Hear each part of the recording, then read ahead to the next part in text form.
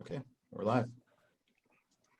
Good afternoon, everyone. Today is Thursday, May 21st, 2020. The time is 1:31, and I would like to call to order the Committee on Community Planning and Economic Development via this teleconference. The first item on the agenda is the chairperson's roll call. I am Basha Adamczak, 7th Ward City Council and Committee Chair, and I'm also, for the sake of time and organization, I will name everyone that is in the meeting. We have Rick Deek with IT, Anita Davis, 6th Ward Council, Adam Buente, Beverly Hosey, CPED, Julius Oliver, 1st Ward Council and Committee Vice Chair, Nikki Posterly, CPED, Jennifer Ozinger, City Clerk, Lauren McNally, 5th Ward Council and Committee Member, Samantha Turner, 3rd Ward Council, Sharon Woodbury, CPED, and I believe that is everyone. The second item on the agenda is new business. We are going to start off with the amendments to the professional services agreement. And if everybody could mute and unmute themselves, and if you have a question, please physically raise your hand and I'll call upon you. But let us first let Nikki or Beverly, whomever is going to be doing the presentation, get through the presentation first, and then we'll ask questions after. So Nikki, are you going to start? Okay. Beverly's going to discuss the Mullen and Lonergan agreement. It's in conjunction with the consolidated plan. So I'll turn it over to Beverly. Okay, where I'm going to start is that most of you know that we have a contract that's currently in use for Mullen and Lonergan to assist the city and CPED with completing the consolidated plan and annual action plan process. And that particular agreement, it started on April 1st. And once we had gotten started in that agreement, what we realized was we were going to need additional technical assistance, particularly, or one of the reasons was because of the additional funds that we received because of the pandemic and so forth. So with that, we had to do changes in our citizens participation plan with the virtual meetings and plus the compliance related to the additional funds that we are getting.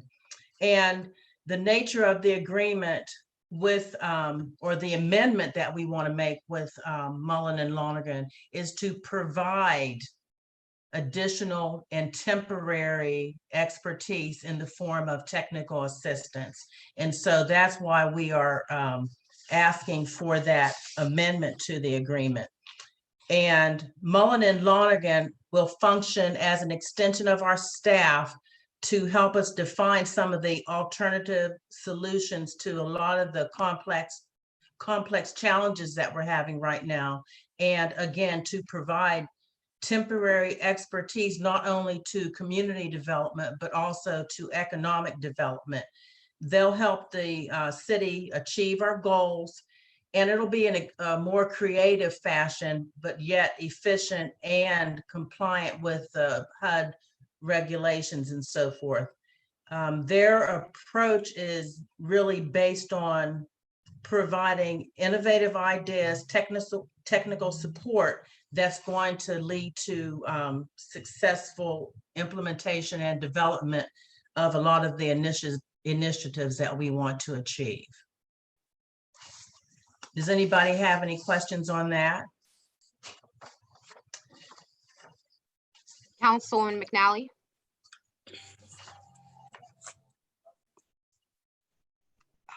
If you could unmute yourself, we can't hear you. Or I could unmute you. Sorry, I thought I was unmuting myself there. If I could just take one step backwards, Beverly, and Sure. Can you give me a little bit of background on Mullen and Lonergan? Like, where did we find them? How did they come to us? You know, maybe a little bit more details, like what exactly does technical assistance mean? Is that completely due to COVID? Maybe just a little more specific in some of the Okay, things. sure. I can back up a little bit on that.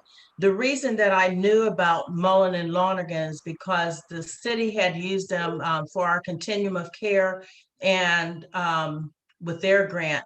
And then in 2005, before Jay Williams left as mayor, he had used them also to complete a consolidated plan for our city.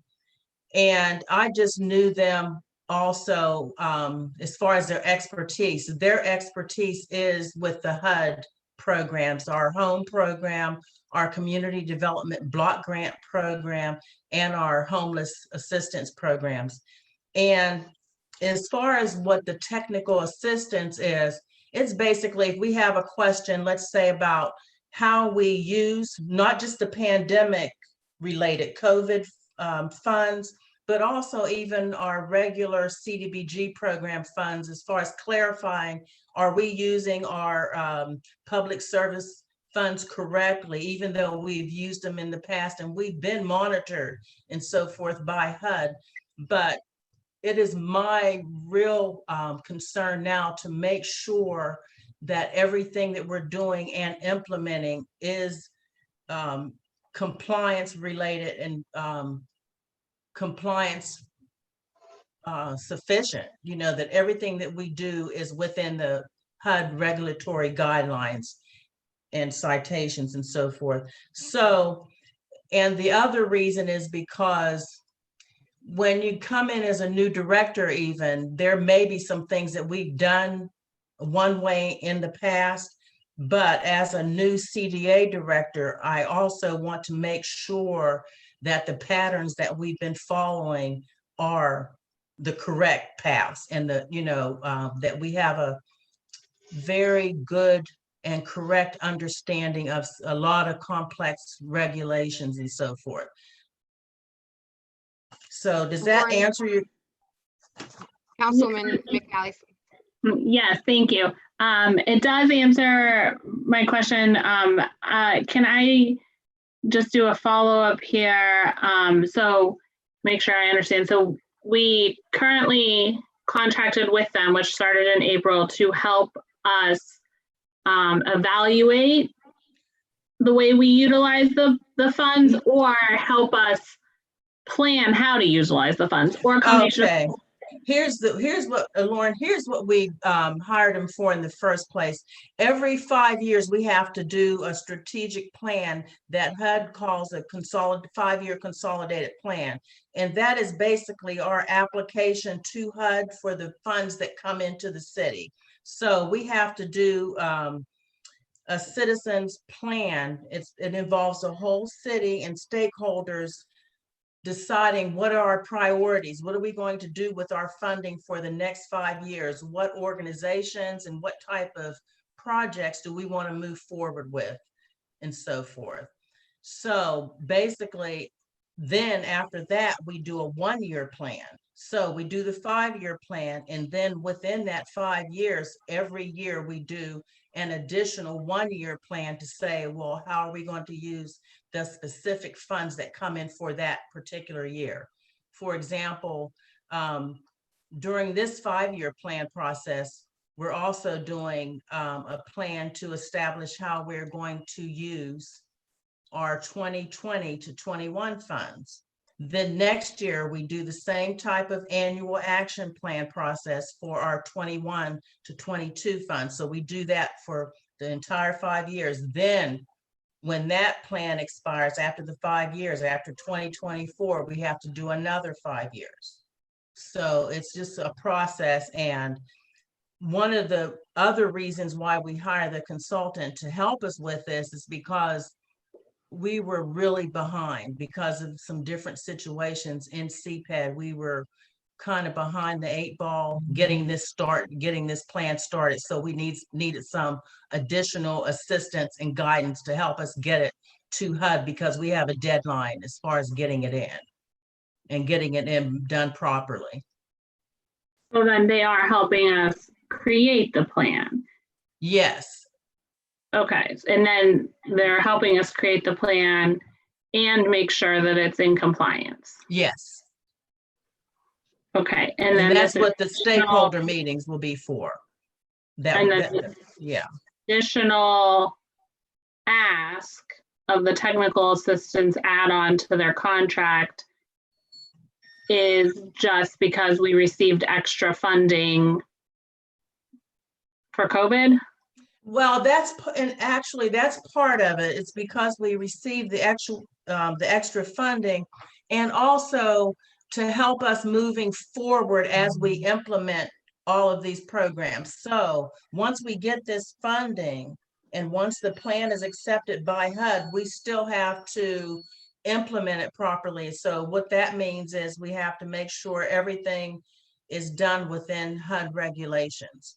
And so if we have a question, let's say an organization comes to us and says, well, we want to do this type of public service activity.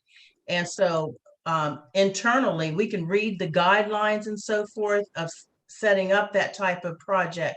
But every once in a while, there's a technical question that we might have to say, well, is this really a suitable project for CDBG funds, or do we need to counsel that particular organization that they may need to use some other resources in order to implement their program? So they're kind of helping us in several ways as far as implementing and executing agreements and everything within the, our fiscal year projects. Lauren, do you have a direct follow-up? It's not a direct follow-up, so if Anita wants to ask them for questions, I can come back to mine. Councilman Davis? Yes, through the chair, I'm still a little bit confused. They only started in April and we're already coming back for an additional. So what have they done so far and within the contract that we have with them now? So far, what they have done is started us with our annual action plan process, which includes we have to do stakeholder meetings. So they've been, and they're going to work in the system after we get the input from the community.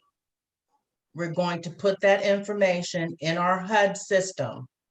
And eventually, once we're done in August and submit the plan, it will go to HUD to get approved to let us know if we're getting our funding or not. Okay, so everything that we've done so far is preliminary. So they're just helping us to get organized. Well, how do we set up our stakeholder meetings and so forth? Nikki, can you remember anything else from our meetings that particularly, so they're just really helping us to get the project according to a template that we have. Every community has to do this type of plan. So there's a set process in the way you do it. Nikki, did you want to elaborate on that? Thank you, through the chair. So what they're doing now is what we initially contracted them to do, is to help us create and implement this plan. We're coming back now because we've received the additional COVID funds and because they're also working with our economic development director, which was not in the initial contract, to help move some of those COVID funds into the community to help the businesses get back on their feet. Through the chair.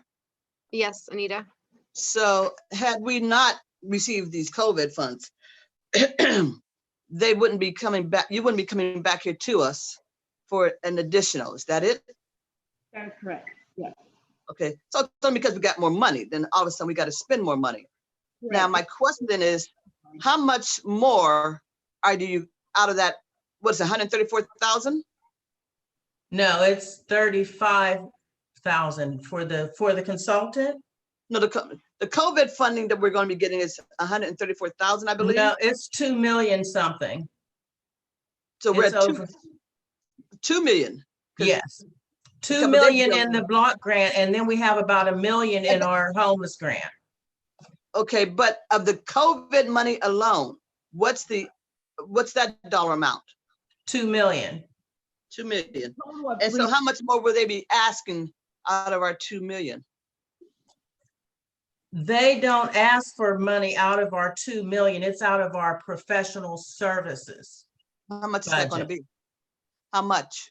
They are doing it on an as needed, and it's per hour as in the agreement, the amendment. So there's not a specific amount. They just put it's per hour. So if we only need them 1 day a week, that's all we will use them for right now, 1 day a week, or as needed. If we have a technical question or a challenge that we're having, then we have them, because there's no one above me right now to particularly answer that question. And HUD can answer some of those questions, but they expect us to do this on a level. So that's what most communities do. Instead of hiring additional people, right now we're going to use the consultant just on an as needed basis. They're not with us every day, you know, but if we need something, then we can call them, set up a meeting, and they will accommodate our particular concerns. Okay, one last direct follow-up. Follow-up, Anita So- Davis. Go ahead. Thank you. Mhm. So initially it started at 35,000, which we passed, I think, back in January or late December. Or, yeah, or January. 33 or something, yeah. Okay, and at 35,000, but because we have, I just want to make sure I'm hearing it Mhm. correctly, because we have additional funds, it's gonna, we're going to pay them more money. We don't have to actually, in essence, pay them more money. We're paying for additional services to us Services. to help the city. Okay, And so that- they're not charging us for getting that extra funding, Anita. They're saying if we have a question, they will be available to us on an as needed basis. And you're, through the chair, and you are expecting that you're gonna have to go to them for something, Yes. but you don't know what yet. We have gone to them for economic development so far. They I have see. helped us with some questions regarding economic development. You know, And it's a complex program. Councilman Oliver, you had your hand up. Thank you. Can you hear me? Yes. I thought the original covert funding was somewhere around 3.2 million. That's like a statement. That wasn't a question. My question is, how familiar is this firm with the city of Youngstown and its issues and what needs to be done? Second question is, the job that they're doing, is that outside of the scope of our own city departments? And were there no other organizations that we currently work with that could have done the same job? Nikki, did you want to take that? I will, thank you. Councilman Oliver, you are correct. The total amount was about 3.2 million. 2 million in CDBG funds and an additional $1 million in ESG for the homeless. So that is the correct total. As far as using Mullen and Lonergan, they were actually recommended to us from our HUD consultant in Columbus. So we have a field rep that we have to pass everything through in Columbus. And when we first started talking about this consolidated plan and understanding the timeline that we were in, our HUD consultant referred us to this company, well, this consultancy group. And as Beverly stated, this consultancy group had been used in the past under Mayor Williams to do the consolidated plan. And just to give you a little bit of background, this plan is very comprehensive.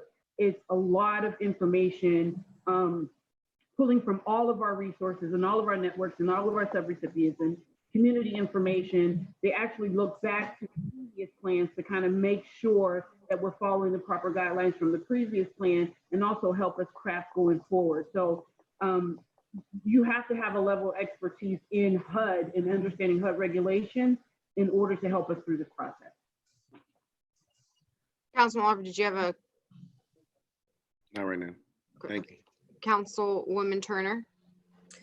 Okay, through the chair. So I just want to just clear this up. So I know that in February, we passed the ordinance for Mullen to help us with the consolidated plan from 2020 to 2024. And at that time, we had to get that done because we were in such a time crunch because of the delays in the department and the problems that we had faced. We needed to have this done before the start of the summer so that we can get the funds going by the 1st of July.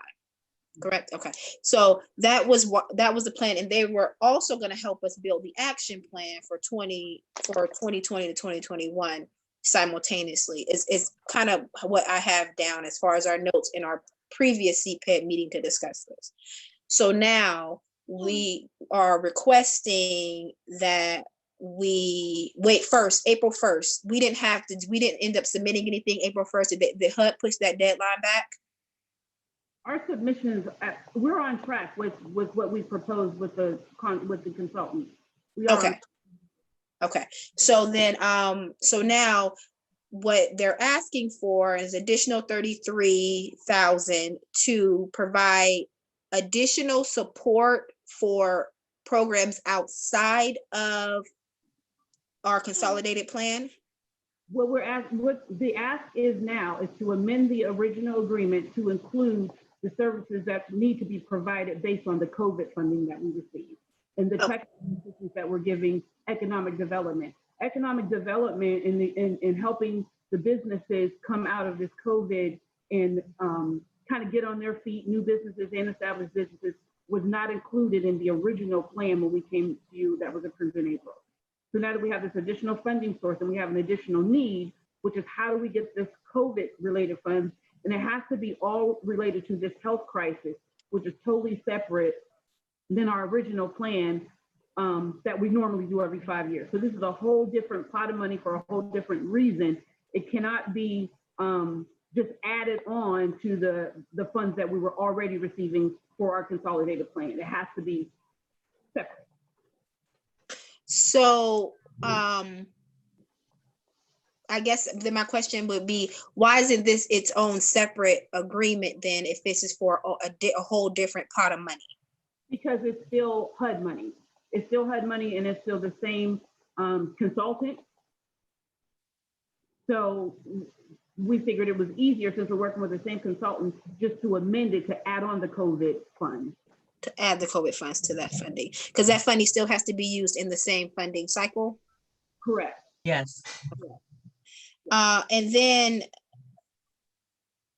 I hear that we need to figure out how we use this money properly via our economic development. But then a little pushback is exactly what is our economic development staff going to be doing at the same time that this firm is working? So how this is going to be used for economic development, and excuse me, I'm suffering from allergy. But how this is going to be used for economic development, COVID funds that are going to be set aside for the businesses have to go out to the businesses. So what economic development has to do per the guidelines within these COVID funds is to work with an agency, still like we do now as a pass-through agency. So, you know, we'll choose an agency that can give our business community the services they need, whether it's helping them get PPE, technical assistance, looking at the business plan to see how they may want to change or amend their business plan. We have to have some type of completion of a program in order for the businesses to receive these funds. So HUD is telling us, don't just give the money out, you know, and at the end of the day, the business doesn't survive. What is the plan of survival for this business? So we want to use these funds for economic development to go straight to the businesses using the technical assistance from another agency. And if Sharon wanted to jump in, Lauren, did you have a question?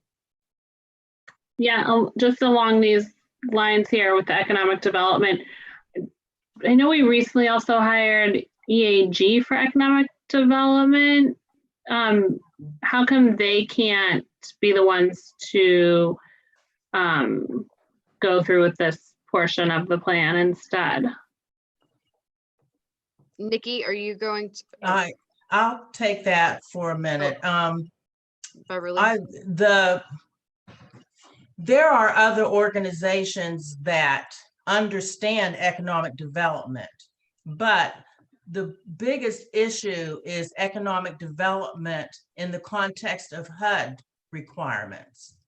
So a lot of times the agencies that we work with, or that the city may want to work with, they know how to do economic development projects and the ins and outs of that, of the business part of it and so forth.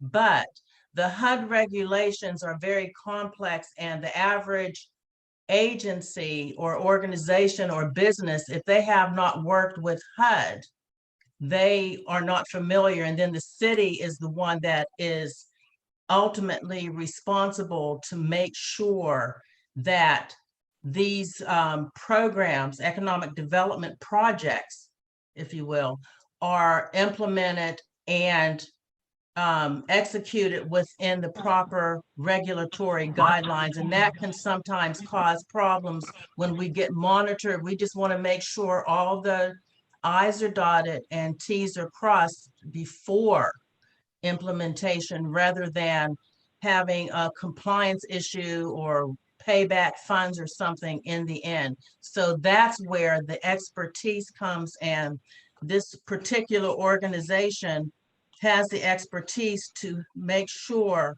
that the projects are implemented within the guidelines, not just within the business guidelines, but within the HUD guidelines if we choose to use our CDBG funds. Sharon, did you have a direct response to that? And then after that, Councilman Oliver, I see you have a question, but Sharon, can you unmute yourself? Do you want me to unmute you? Yes, I just wanted to add on to what Beverly was saying and also address EAG. So the context of COVID-19, I have already put together what I believe is a program that will address all of the needs that our businesses have as I understand it. I've already reached out to other communities that have used CDBG dollars to understand what we can and can't use the funds for, and kind of looking under the hood of what some of their abilities have been. So in response to what I put together as our response to COVID-19, I worked with Beverly, and Beverly set up technical assistance calls to assist in making sure that we were compliant. So there were specific questions about what the funds could be used for when it comes to professional services. They have just been able to provide us with the regulations with CDBG and how it applies to the programs that I've been working on to put together. So we're doing two completely different functions as far as getting those dollars out. In terms of EAG, we did contract with EAG, and they have been conducting a lot of the outreach. They have worked with YSU, and they have interns who are placing calls to businesses to answer questions for the survey that we put together, and also getting some understanding of what their financing challenges have been, where there is a gap and where the city could assist. So I'm using that data to help shape what I think would be the best response in terms of providing assistance to our businesses. Councilman Oliver. You kind of answered my question for me a little bit, Sharon. Thank you, through chair. But one of the reasons I was asking about if somebody local can deal with this is because we're dealing with local businesses that have local needs that probably are best understood by a local company. So I don't really see the benefit in dealing with a company that's not local when we have local needs, and we have companies here in Youngstown that already understand what's needed. When you're dealing with an out-of-town firm or a firm that's not local, sometimes those that need the most can be skipped over or overlooked. And that's my issue with this. And when you come to Lauren's point with EAG, I know that EAG, number one, they're really good at what they do. And I know that they're quick learners if it's something that they don't know.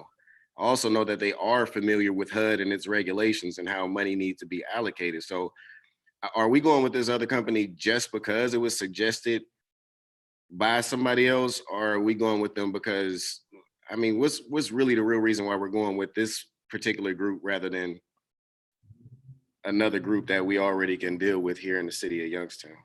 Mickey, if you could. In order for us to move these funds along and get them out in the community, we work with our local organizations to help us, which is why we have the stakeholder meetings, which is why we reach out to our community partners who in turn become our sub-recipients. So we work with them to get the specific needs of the community. We work with the consultants to make sure that we are following all federal and state and HUD regulated guidelines. They are in constant contact with HUD, the legislators, the lobbyists. They are always having their ear to the ground with direct access to HUD. Where some of our agencies, we have to educate them on HUD and they're our sub-recipients. So this is a totally separate relationship, if that makes sense. And can I add to that? Beverly. That because, yeah, through the chair, I'm sorry. Because I am in essence right now, and as compliance director and as agency director responsible to train our sub-recipients, the ones who we fund this, funnel this money to, that I do at this time in particular want to make sure I am guiding them properly. So that's why I'm asking for the extra expertise, although we understand, and I have a very good understanding of the HUD regulations from doing the program for a number of years. But there are times when you actually need to run it by an expert. I mean, this is all they do at this particular firm, run it by them to make sure we're actually even teaching people, not just the way we interpreted the regulations, but maybe they're, I don't want to seem disrespectful at all, but at this point, dealing with HUD for this many years, I've only been on council for less than 5 years. Yes. But you guys have been in economic development far before I ever thought about politics or anything. So shouldn't at some point we be experts in CPED? Yes, I understand what you're saying, Councilman Oliver. And I do consider my expertise in the regulatory guidelines for the CDBG program, not necessarily the economic development portion, but the community development portion. And even the way I was taught with HUD also is that even though you have an expertise, there's always some type of question because these guidelines can be very complex. So I don't consider it that I don't have an expertise, but we train constantly and we do professional development. This is actually a part of professional development, as regulations with HUD sometimes change between years. Since I've been with the CDBG program since 2005, we have gone through a number of regulatory changes that have come from Washington, DC. So it's more or less, I think, a wise decision to say, well, even though I know what I'm doing and know how to handle my professional position, there's always a need to have some type of additional expertise to make sure. So this is something to make sure because we're always training new people. And then I have a staff of new people also. So there, in our HUD representatives have even suggested that if that's the way that a lot of our grantees handle that. Julius, did you have a direct follow-up, and then Councilwoman Turner and then Councilman Davis have questions? Thank you, through chair. Direct follow-up. I don't know if I missed it or not, but where exactly is this firm from? How well has it been vetted? And did we even look for other firms locally? Through the chair, I can answer that. The firm is in Pittsburgh, and they have done consolidated plans throughout the state of Ohio and through the nation. And they're vetted. We used them before, and they sent all of their requirements, all of their resumes and so forth, and all of their, I guess you would say, proof of their expertise. And there have been, City of Canton used them, and I believe some other cities have used them, but most of them, they're across the whole United States, have used this firm. And I did additional research before attempting to contract with them. And as far as choosing another, we got special permission also from HUD because we were so far behind due to some of the circumstances in CPED and with the CDA director and so forth, not having one for a year or so. We got special permission from them to look at a consultant firm, look at some of the work they've done, and also look at some of the other agencies that may have used a different consulting firm to compare cost and types of services.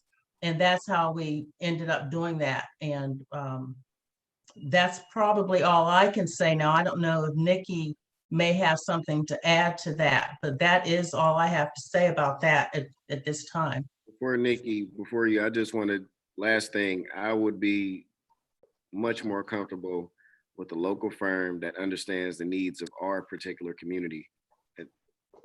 That's it. And then I forgot who was next, but may the record reflect that both the mayor and attorney and law director Jeff Limbian are also on the meeting. Who is, Nikki, did you want to respond directly or? Please, I just wanted to, just to add clarity, again, this consultant firm is to make sure it's a higher level of expertise. It's to make sure we are in compliance with all HUD and federal regulations. As far as local, using local agencies and local support, that is exactly what we do when we implement the plan. That's what the local partnerships are for.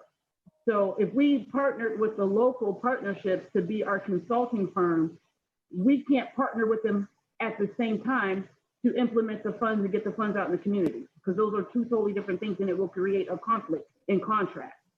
So the consultant we have now is keeping us federally regulated, and then our local connections are keeping the ear to the ground to make sure that we understand the needs of the community, and also keeping us, because this is a $22 million grant through HUD, we want to make sure that these funds are implemented properly. So our needs of the community are first and foremost.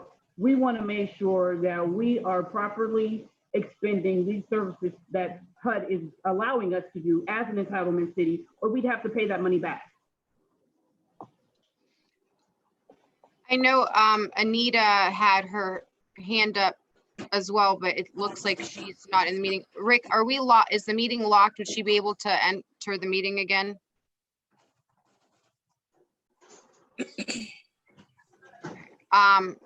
Okay, we'll move on. Samantha. Okay, so just to find out first, who on staff is our HUD czar? Is the person who knows, oh, if I had a HUD question and I come into the office, who am I gonna run right into, and they're gonna give me a good answer? You will talk to Beverly. Okay, and if you have a question or need something, you're gonna call HUD or the AG, or you're gonna call the firm? Okay.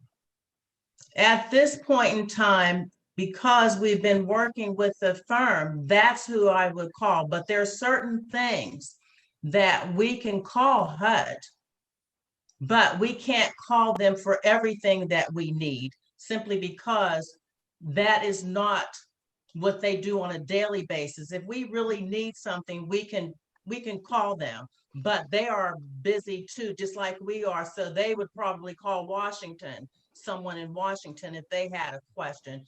But what HUD has had us do over the years is if we have a question, first thing they would ask us to do is to research it, to look and find as much information, like go and read the regulation over again or something. Then if you still have a question, we can call our HUD rep. But our HUD rep has other cities like Cincinnati, Cleveland, maybe Akron, and so forth. So they can't really spend their time answering real specific questions. Maybe they will answer something that will apply. Beverly, I'm to- sorry to interject. Rick, will you open up the meeting, please? So that way Councilman Davis may come back into the meeting. Yep, I'll open it right now. Thank you. I'm sorry, Beverly, go ahead. Okay, when HUD answers questions, or they usually send us an email to all of that one rep's cities. So if this rep is a representative for 6 cities, they will send an email or answer a question to a group.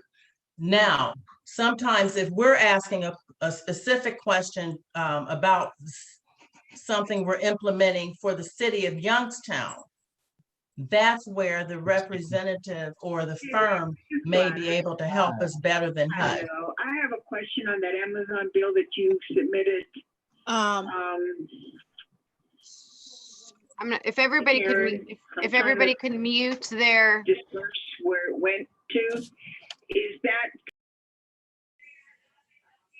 Okay, so if we have a question that is specific in nature, specific to something we're passing or something we're doing, that's where we go to the firm. If you have a more general question, you'll utilize your HUD compliance officer or Yeah, another group. perhaps it's very kind of situation based.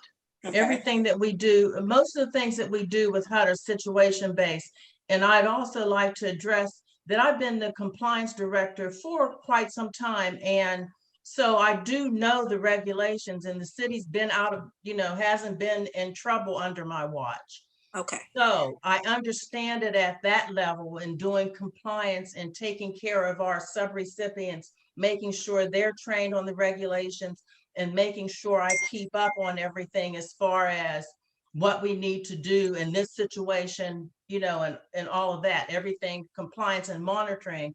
But my concern now is that moving forward, there's a lot of times that if you interpret, even if you understand a regulation, that does not mean you might not interpret it correctly or incorrectly.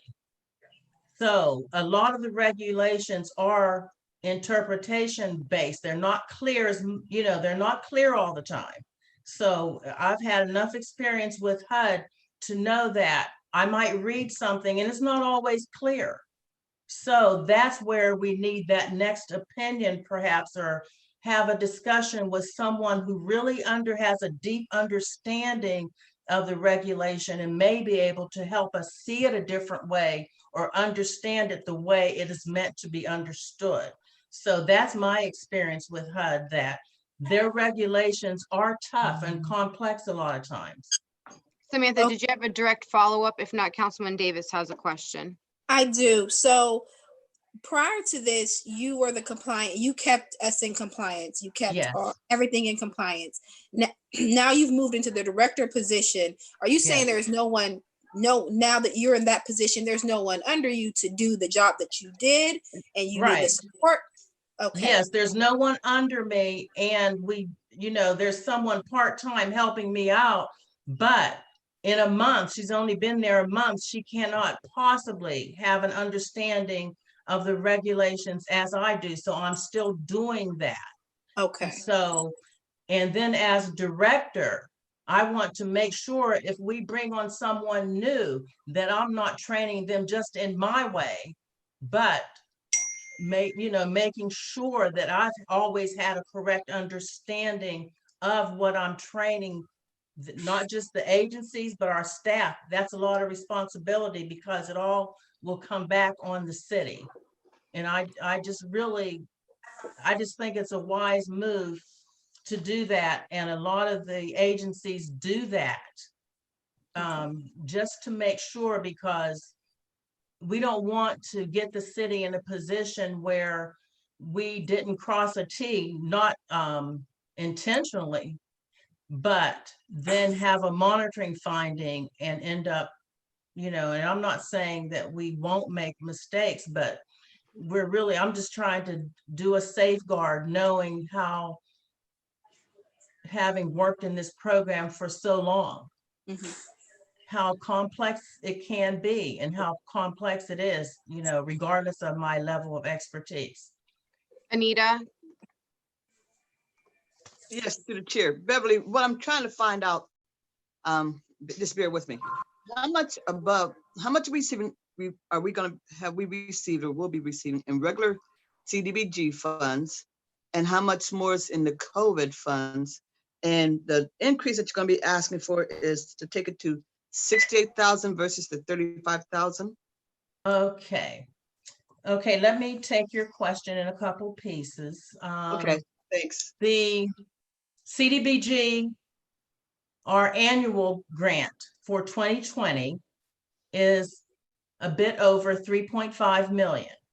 Okay. Okay, the homeless grant for 2020 is something over 300,000. Okay. And the home program, that is our specific housing grant, is, I believe, something over 600,000. Okay. Okay, then the COVID funding for CDBG is about 2.1 million, I believe. And I'm not giving you exact numbers, I'm estimating because I don't have it right in front of me.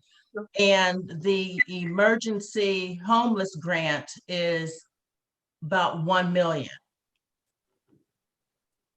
Okay, so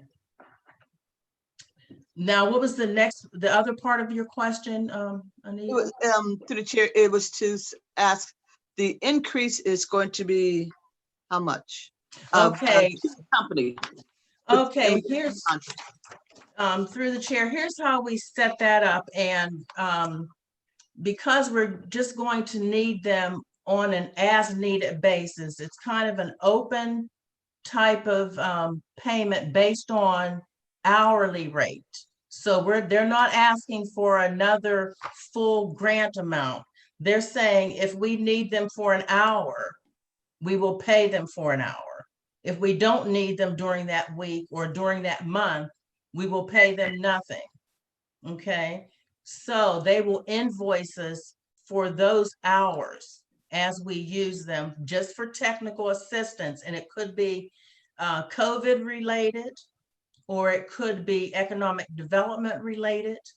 It could be community development related, and it could be any type of question that we have about monitoring, about compliance, about any of our needs throughout our CPED programs, including economic development and community development. Beverly, yes. they get their funding comes out of professional services, correct? That is correct. How much funding is allotted to professional services? So right now I would have to get an exact figure from our in-house CPED finance. And I think he allots about 150,000 a year, but Okay. I'm not certain. I have to look that up.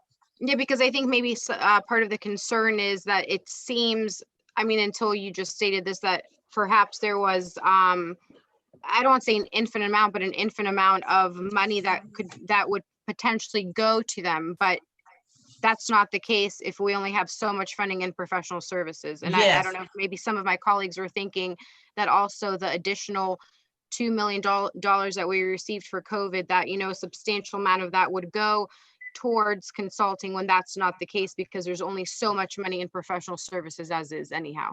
Through the chair, let me explain that just a little bit too. Now, when we got the COVID funding, what we had to do was amend, and we're in the process of doing it now, amending our 2019 annual action plan, because that funding is actually part of 2019 funding rather than 2020 funding.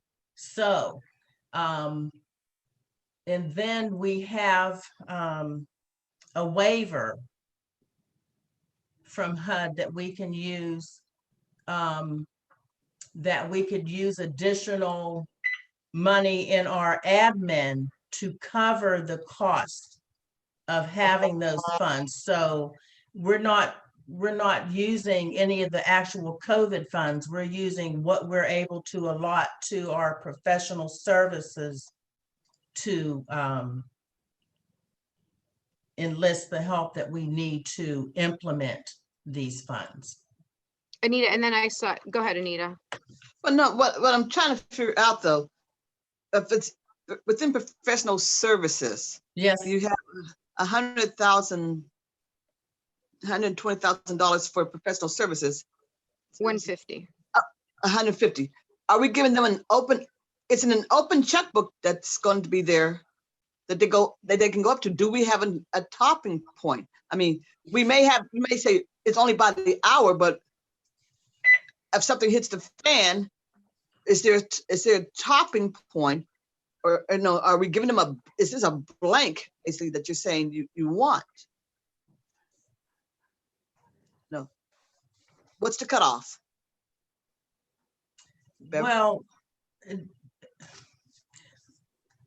I can't say that it's an open checkbook because we actually have a cutoff in the amount of funding that we can use for admin.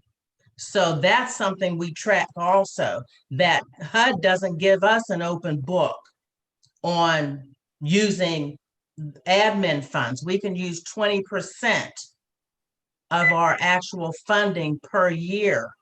But now, like I said, I will have to go back because I didn't look at that much before I was director.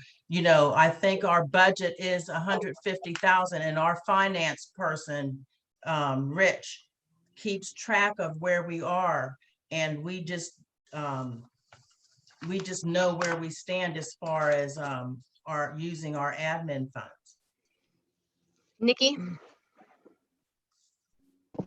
At any time, if we see that, you know, this is pushing our financial limit with respect to our professional services funding, we can always pull back. And again, this contract with this consultant is temporary. It's to get us through this consolidated plan. This isn't a contract that, you know, is going to continue to roll over. We just need help getting through this plan and getting through these COVID dollars to make sure that we are spending them wisely with the partners that we have in our community. Lauren, you had your hand up, and then Councilman Turner. Thanks. Yeah, I totally get, Beverly, why you wanted to use a consultant in the first place, you know, just to get caught up on our plan because we were behind the 8 ball there, and to level set your department and, you know, make sure that we were all on the right track from just a compliance standpoint. And then I get why you want to extend the contract to include the COVID money, because this is a one-off. This is new money that has new regulations that we've never seen before. And while some may be the same, some are probably a little bit different. And so just making sure that we're, you know, utilizing those the correct way and the best way.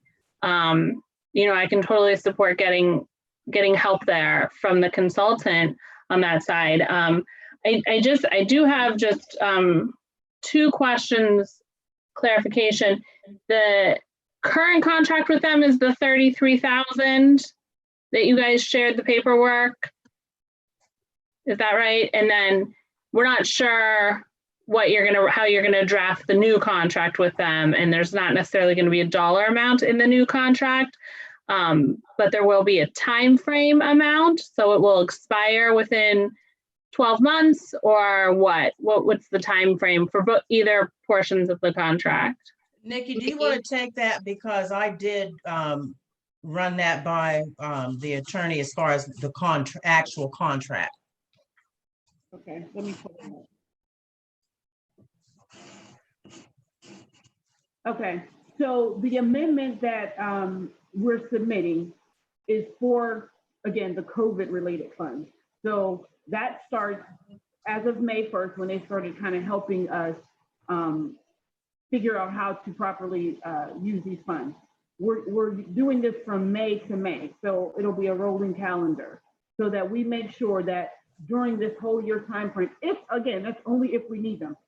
We're hoping that once we get, our economic development program together of how we're going to get these funds out in the community, we have to work in conjunction with our health commissioner, because again, this is a health crisis. So all of these funds have to be associated with this health crisis. So we may not need them after next month. We don't know.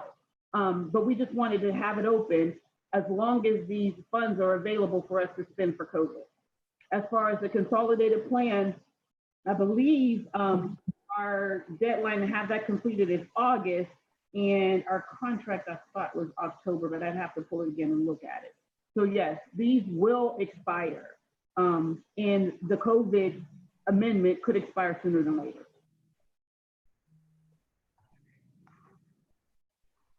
Councilman Turner, then Councilman Oliver. Just a little piece. Nikki, you mentioned twice that we have local organizations that help us execute the plans. Can you share, and it doesn't have to be, or you can share with with the committee, a list of those organizations that help execute these economic development plans? It was specifically in the economic development vein we're talking, and you mentioned that there are organizations that help with that. If you could share that list, and then in addition to economic development, my question is the outreach. We said we would utilize that. We're using the EAG firm to help with outreach. What type of capacity does our economic development department have, and how are they currently doing outreach? Okay, so if I can back up for the first point, when I was talking about partners that we work with under CDBG, I'm talking about the agencies that we use that are our subrecipients. So the YBIs, the United Way, MyCap, those are our partners that have their ears to the ground in the community to help us. They submit a plan to us to meet the needs of the community. So that's what I meant by those type of partners. As far as economic development partners, again, we just have the contract with EAG. We also, utilize our partnership with, Eastgate and the Chamber. Sharon has created an economic development task force, especially when we came into this COVID crisis of, and she can provide that list. We do have a list of all of the partners that come together weekly to talk about the needs of this community. And this is something that we've not done in the past, and something new that we're working on to make sure that the needs of Youngstown are pretty much first and foremost, instead of us figuring out what everyone else is doing and then how we can kind of jump on with what they're doing. As far as your second question was? It was in regards to the capacity to do outreach. And you're saying that what you're doing now is forming a task force or a committee with community leaders and stakeholders. Is that what you're doing now, but that was not happening in the past? That's how you're doing your outreach? The task force was a COVID related task force, but it's also something that we want to make sure that we're continuing moving forward so that we know what the plans are. Because what seems to have been happening is, we're finding about what other agencies are doing in a news brief.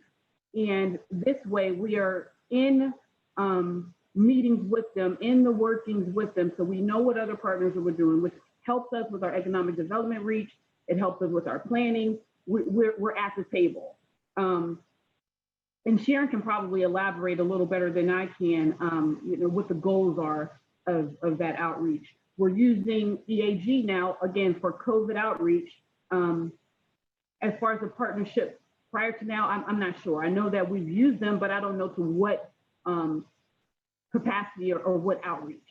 So Sharon, if you want to talk about. And if I may interrupt for a moment, if we can make sure that we kind of stay on point and on task, it seems that some of these things that we're going over now would probably fit more so. where we're going to talk about the restructuring plan of what economic development, what the future may be.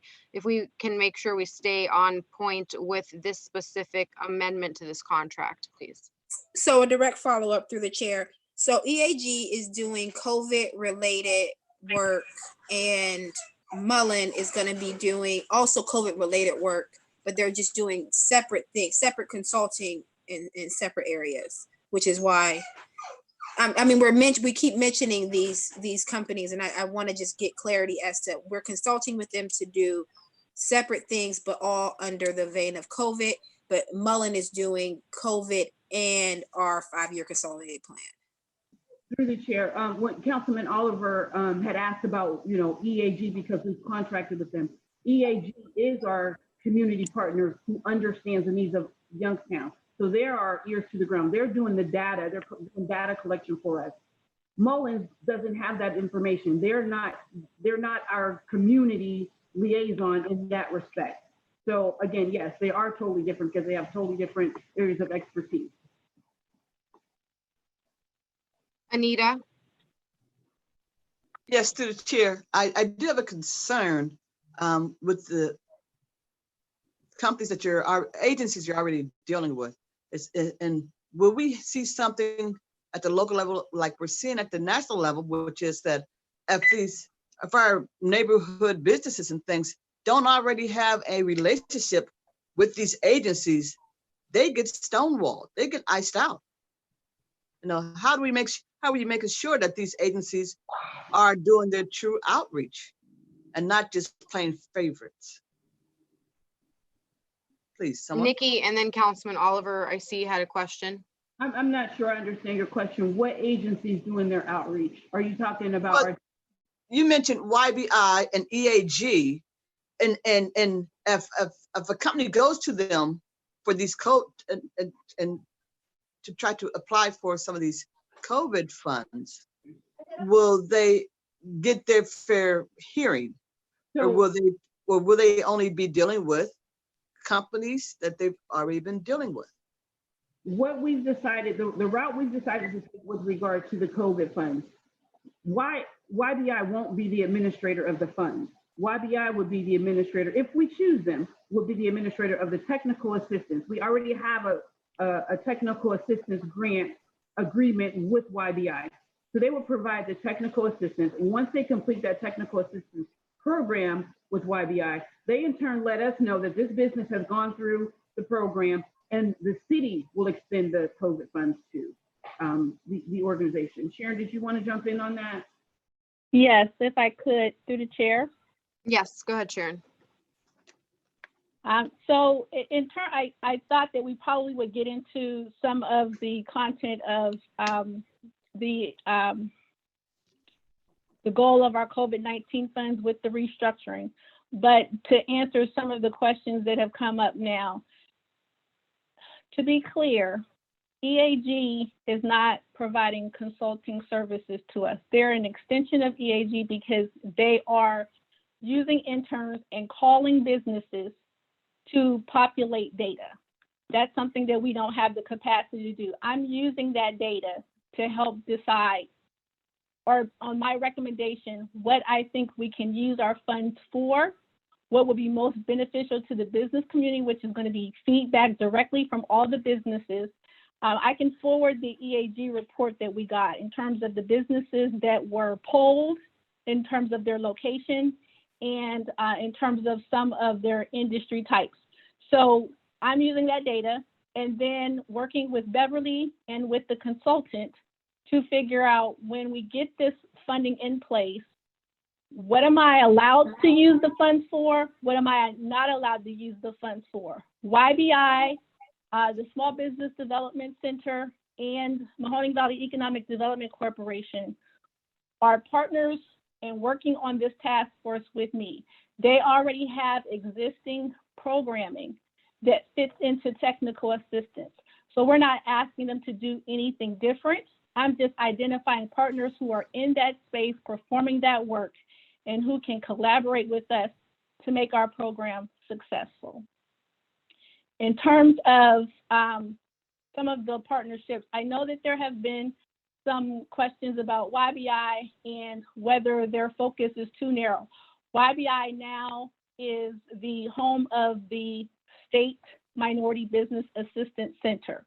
So they have a subdivision that is working directly with minority businesses and disadvantaged businesses in terms of being a resource for them and helping them with a lot of the guidance that the startups have and even some that are new. So they were a great fit for what I'm proposing that we do.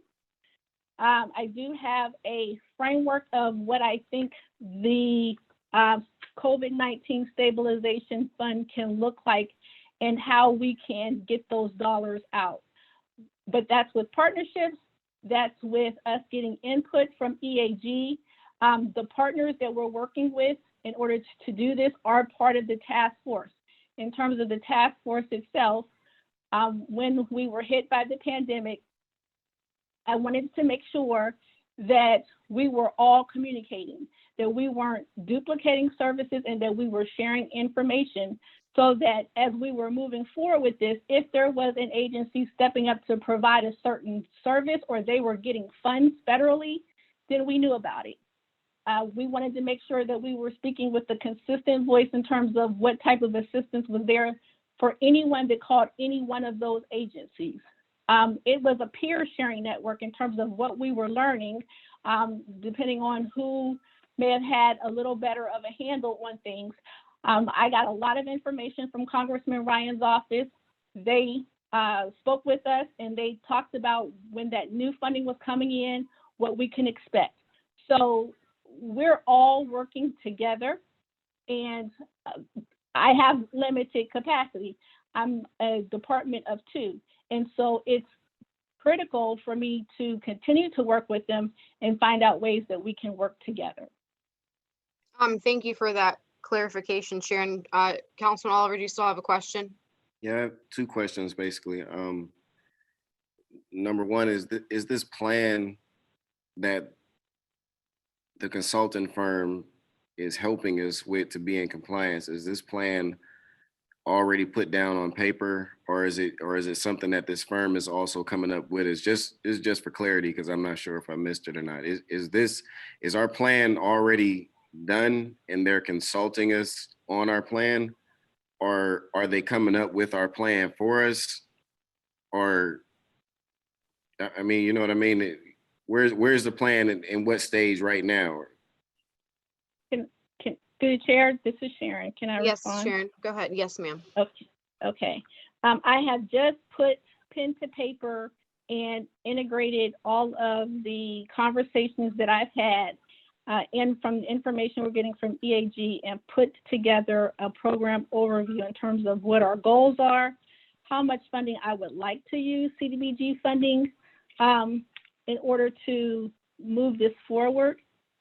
Who our partners might be, a grant review committee that would be able to address, I think, some of the concerns that Councilwoman Davis had, and goals that address the needs of our business community. So I do have that in writing.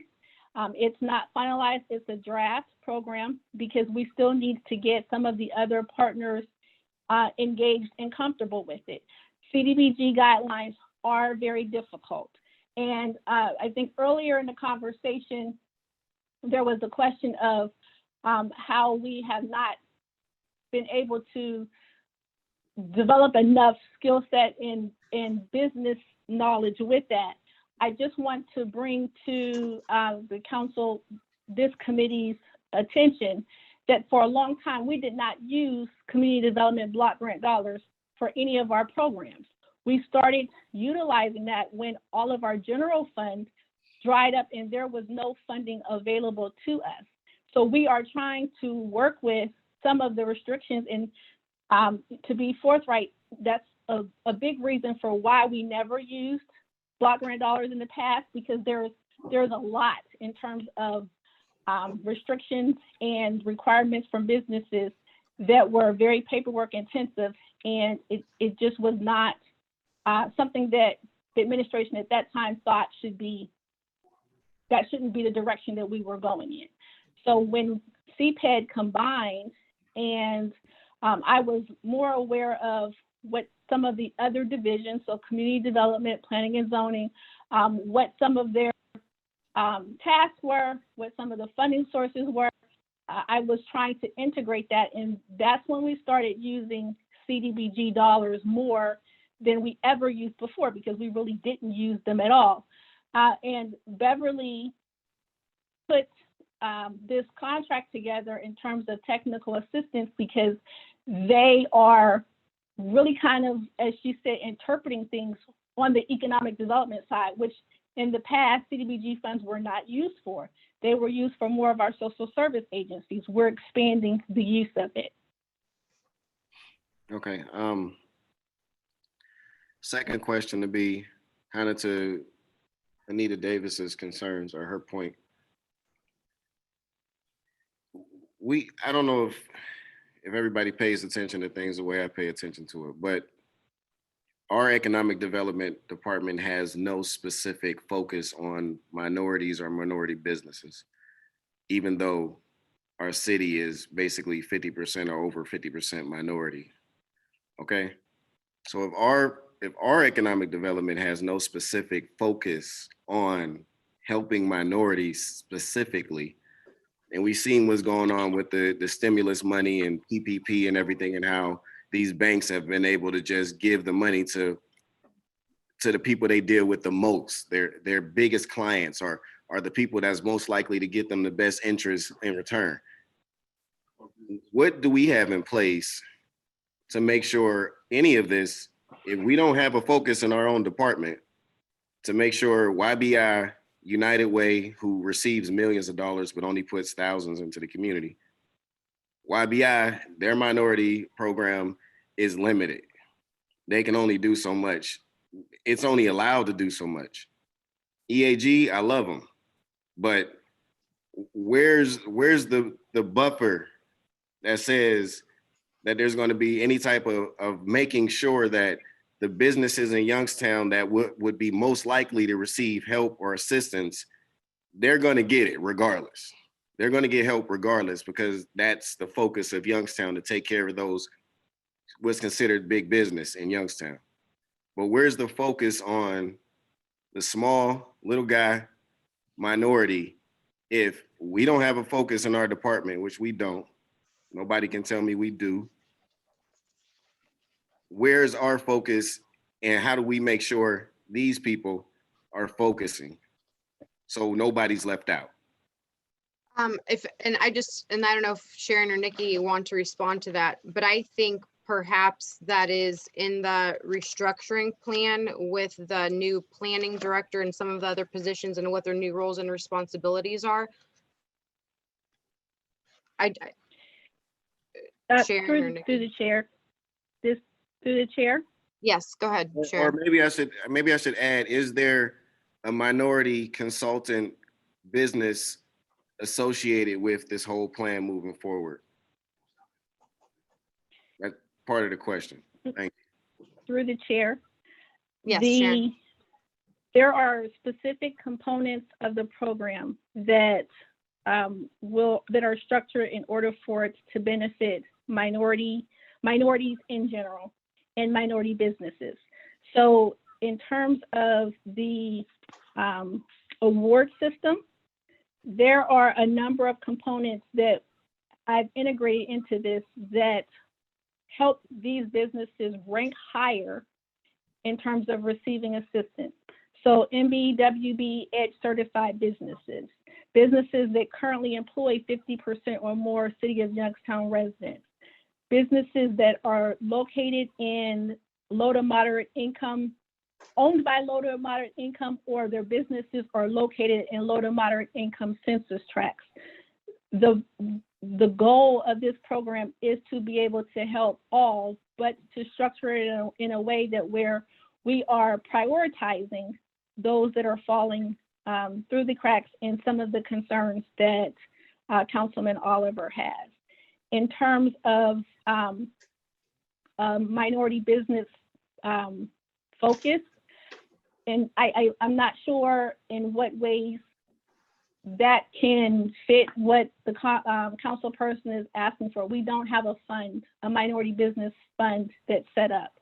But an example of this program, we have structured it in a way to where our minority businesses can benefit. Nikki? And I'll email this draft of the plan to council members. So basically, no, there is no component. Right? I didn't hear the question. I believe that what I put in there is a component specifically to assist minority businesses. If that doesn't fit the idea of what you're looking for, then I'm happy to gain input because we haven't finalized anything. Okay, I just want everybody to keep in mind that over 90% of minority businesses are projected to fail during this time. That's what the federal government put out. Keep that in mind. Through the chair, I just had one more question about Mullen. I think he was about to respond. Oh, Yeah, was he? Nikki, yeah. I was just going to respond because of the guidelines of the CDBG COVID funds. We have to make sure that those funds are used in the LMI, either an LMI business owner or an LMI impact area, which is what Youngstown is. So as far as specific saying only minority, we've not done that. However, our total demographic meets the LMI criteria in order to receive COVID funds. I just want to make sure something is in place that our citizens don't have to continue to feel like my city don't help me, my city don't support me. You know, I just think from the administration standpoint, our citizens should be able to feel like they got the same opportunities and the same help as anybody else. Thank you. Councilman Turner, did you have a question? Yes, through the chair. So I just want to know for the Mullen Consulting firm, will they back us if they give us incorrect advice? Because we've dealt with that situation before. Sharon, did you want to answer that, or Nikki? You said, If they interpret something incorrectly, will they back us if there happens to be repercussions on it? Beverly, you want to address that since you have a relationship with Sure. Sure. Through the chair, we have in the past never had a problem with a consultant firm giving us incorrect information. As a matter of fact, this particular consulting firm, Mullen and Lonergan, if they had a question or if there was anything that they felt they would need confirmed, they asked me to please run it through our HUD rep first. So they're covering themselves also that, okay, this is what I think, Beverly. And then they would say, there was just one particular waiver that we had, and they wanted to make sure because they had just heard of it and they wanted to confirm it was pandemic related. So they had me confirm it with our HUD rep, and then we just document that we, you know, we talked about it, you know, the two of us, the consultant and myself, and then I confirmed it with our HUD rep, and that doesn't happen often. Just a direct follow-up. I don't know if Jeff is still on the call. I thought that I saw him there.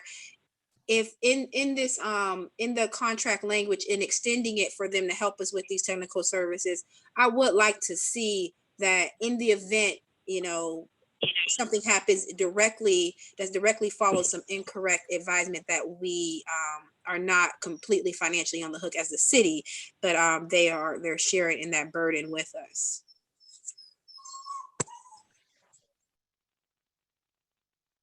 And I think at the end of the meeting at that time, if the committee would like to then make us, you know, suggestion or recommendation for the amendment to be revised and have that provision added, I'm sure they could do so at that time. Are there any other questions directly related to this professional service agreement, so we can. Yes, through the chair, may I ask a question? Yes, Beverly. That I believe are the insurance errors and omissions insurance. So I would like to see, maybe if the attorney, when they're checking or adding to this agreement, if they think that is what is needed to be done, if they would check and see in the insurance policy that we have to submit with the original agreement, if that covers that. Hi, this is Jeff. Through the chair, did Yes, someone want Attorney to ask Limbian. you something? Yes, ma'am. Go ahead.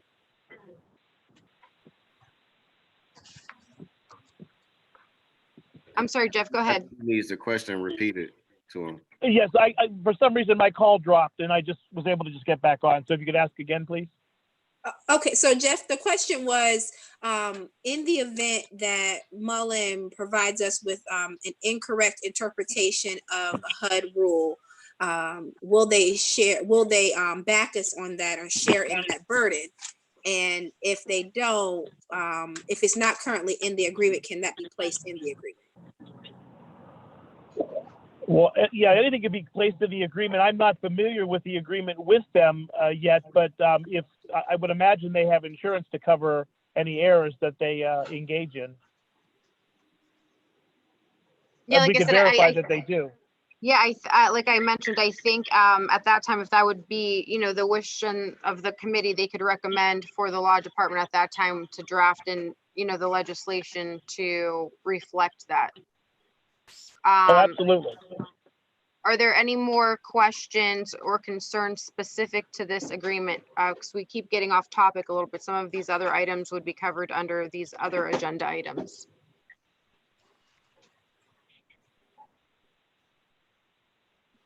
No? Okay, very good.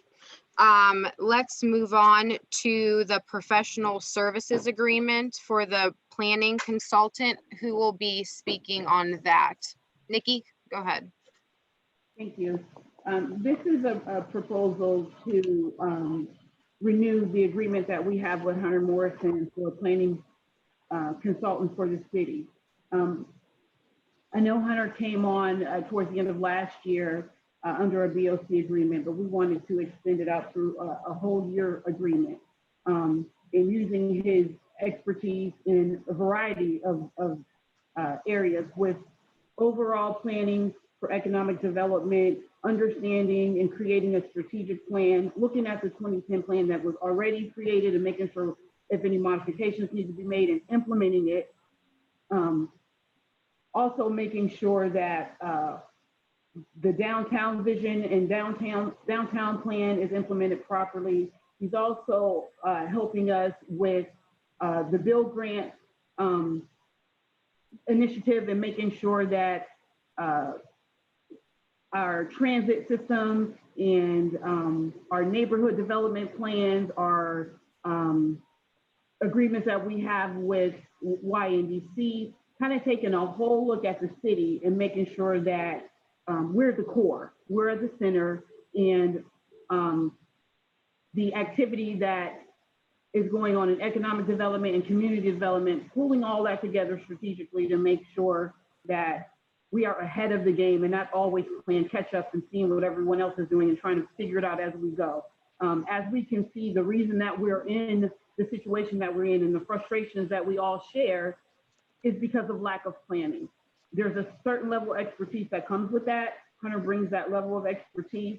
And I absolutely think that this is a value to have in our city. And we want to make sure that we extend the opportunity to move forward.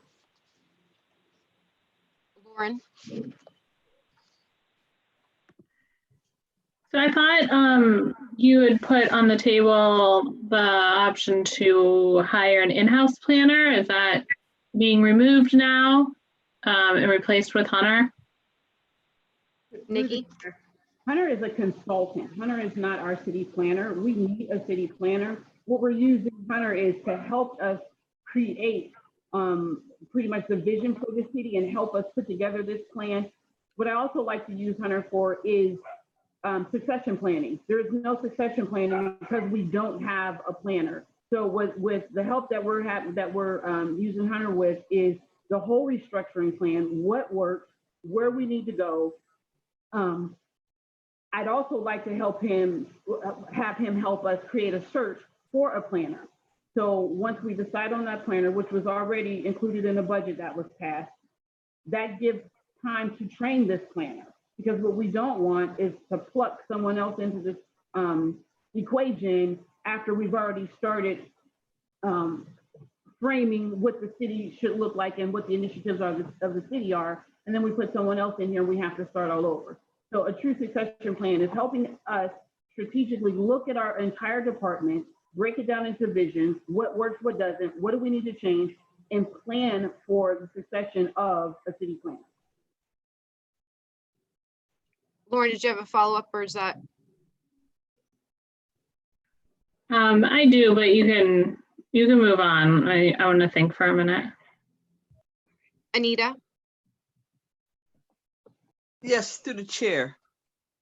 What is he doing right now? Because I think it was yesterday or the day before, he was running a meeting, an appeals board meeting. And what is a consultant doing running an appeals board meeting? So tell me what he's done to earn the $25,000 that he's already received. Okay. As a consultant and as a city planner, and looking at, again, where we are at in our structure, those duties of running he also ran the design review committee meeting and running the zoning board meeting. What we're trying to do is present what this should look like. And that's what it should look like. The city planner, someone with that expertise, facilitating the meeting, making sure the right questions are asked, making sure that the right objectives are being followed out, instead of, someone without that level of expertise being responsible to answer those high critical questions that we don't have an answer to. I've in the few months that I've sat on these meetings, I've watched where, and especially planning and zoning, where our own staff is being legally questioned on code and zoning decisions that should have been made in conjunction with the planners. Void of that, we're leaving ourselves open to confusion, wrong type of zoning, wrong type of interpretation, incorrect, just a whole plethora of issues that we've already are starting to uncover. So a planner, someone in that position with that expertise should be the one running those meetings. Anita, do you have a direct follow-up or question? I'll wait for the next person. Okay. Did anybody else have a question? Lauren? What's his qualifications to run those meetings? Hunter was a city planner. He also taught planning at YSU, urban planning. And he was also a city planner in Cleveland. And he also still actually works back and forth with Cleveland and assisting them with some initiatives. So that's what he does. That's his background. That's his area of expertise. Julius? Thank you, through the chair. I know Hunter. I know he has a brilliant mind. He's able to see visions and make them happen. I know he has the training and the expertise. And that being said, with gaps already in the economic development department, and I know we could probably talk about this on the next topic, why are we just hiring them if it's something that's needed within the economic development department? And we can save that for the next topic if you guys want, or you can answer it now. Nikki? Through the chair, if I can just allow it to be a part of the plan, the restructuring plan, and then maybe it may answer your question. I can revisit it if it didn't. That's fine. Lauren, I saw you had your hand up, Councilwoman. Yeah, sorry. I just want to clarify, because I know some of those commissions are actually in our charter and spelled out how they're supposed to be organized and ran. So I just want to make sure that, we're still following the charter when you have an outside consultant running those meetings. Has that been looked at? Jeff, can you speak to that? Because I did run that through the law department. Jeff, are you still with us? What was the ruling, Nikki? He was permitted to do so. Through the chair? Yes, Anita. Through the chair. We hired someone to consult, and yet instead he's running. He's supposed to be taking advice. He's supposed to be providing advice, but not supposed to be running our meetings. Those are city meetings. He's not a city employee, and he should not be running the meeting, not as a consultant. I do have a question for you, Nikki. So we're paying 25 as a direct follow-up. We're paying 25,000, and you would like to bring him back at what for the rest of the year? At what rate? We paid through the chair. We paid him 25,000 for the contract that expired. I think it was September through December or October through December. We paid him 25,000 for last year. This year, I'm asking for 75,000 for the entire year.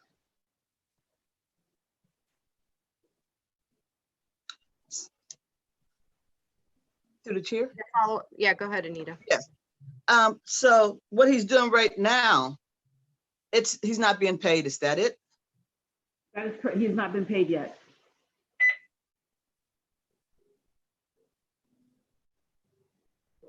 Anita, did you have another direct follow-up where I can move on? Nope, you answered my question. Okay. Thank you. Councilman Turner, you had your hand up?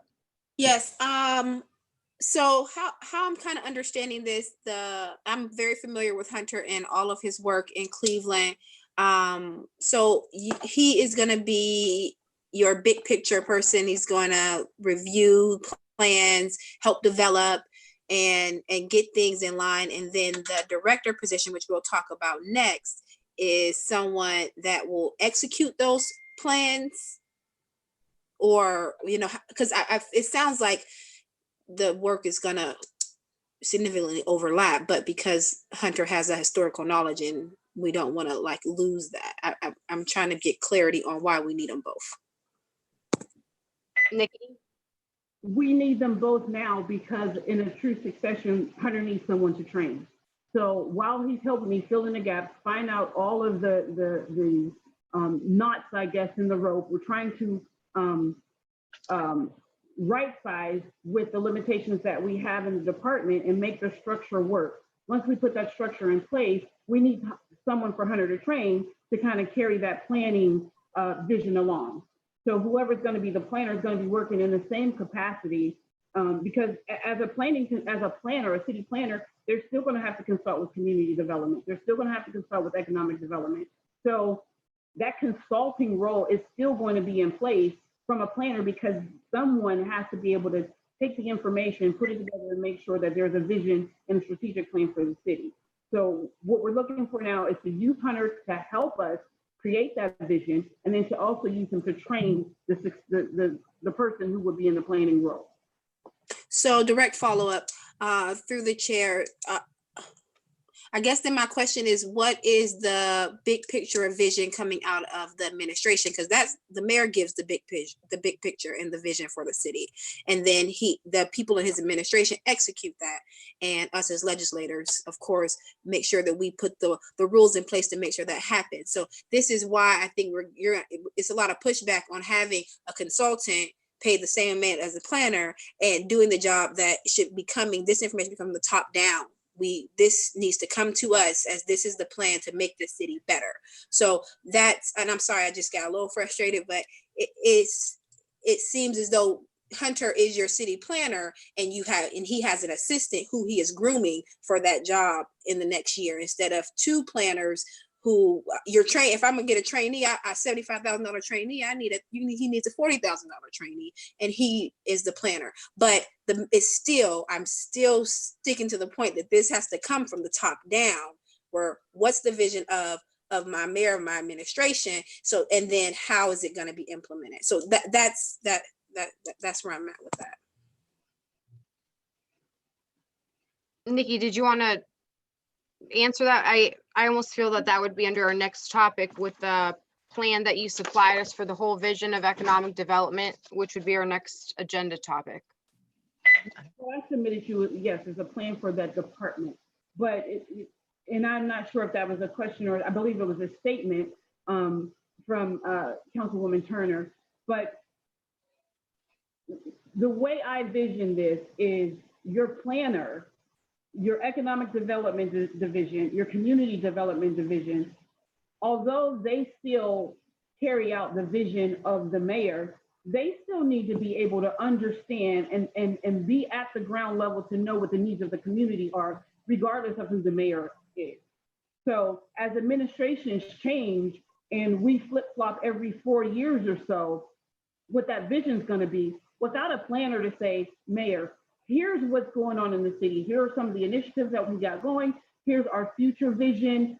What do you want to add to that? That's the way that, and talking with other cities. I've talked to Toledo, I've talked to Akron, I've talked to Dayton. The vision of the mayor is an additive to what the vision of the community is. The needs of the community come from community development. Economic development is your sales force to kind of pitch out there what they need to bring in. Your planner brings all that together. That has to keep going. That train needs to continue to move regardless of who the mayor is. Yes, Anita.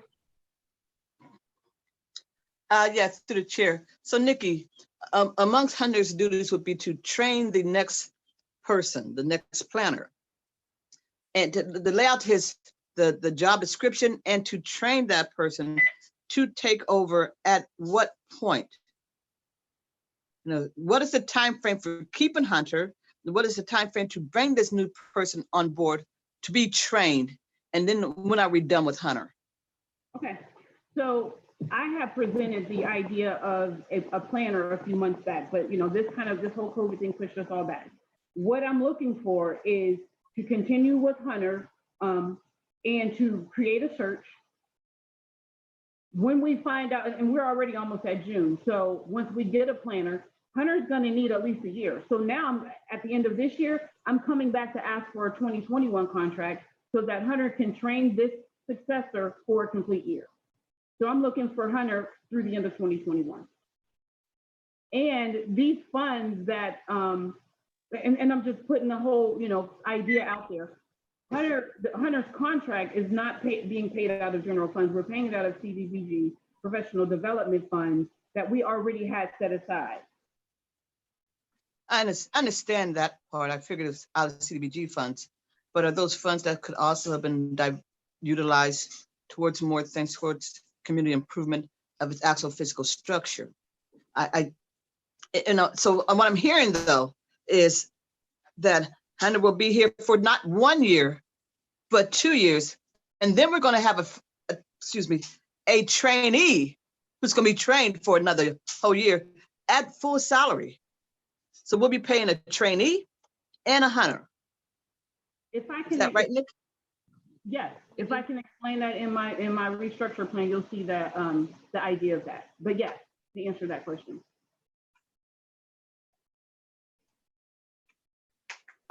Councilwoman McNally. Thanks.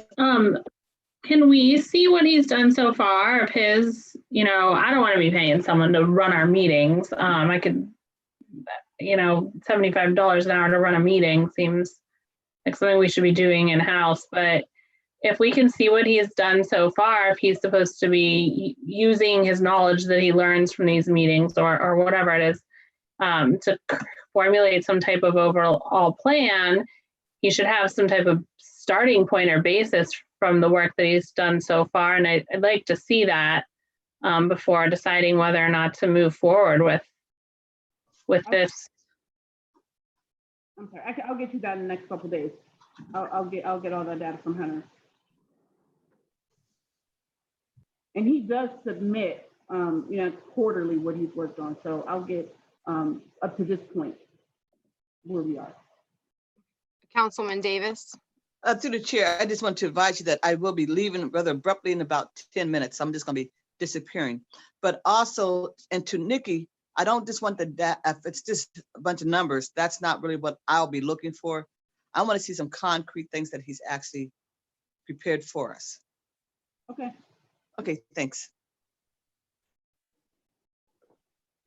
Anything else on this topic, or can we move on to the restructuring plan? Because I feel that's going to answer a lot of the questions that we've had. Are you guys ready to move on? Okay, so let's move on to the CPED department staff restructuring plan. Nikki? Thank you. So I submitted to you all last week kind of an overview of the plan of what I'd like our department to look like.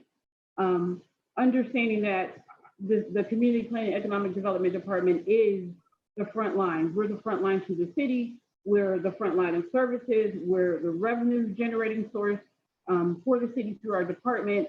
And what I've presented is working through the restrictions that we currently have with respect to staffing and city finances. So the first table of organization you see here is pretty much, I would say, our executive structure. So me as the department head, Hunter as a planning consultant, and the reason I kind of made him a little light blue is because, again, that consultant contract, as we get a city planner on staff, would go away, would no longer be needed. Beverly's our community development director, Sharon's our economic development director, and again, we have an open spot right now for our planning director. Moving on, just to give you an overview of our community development department.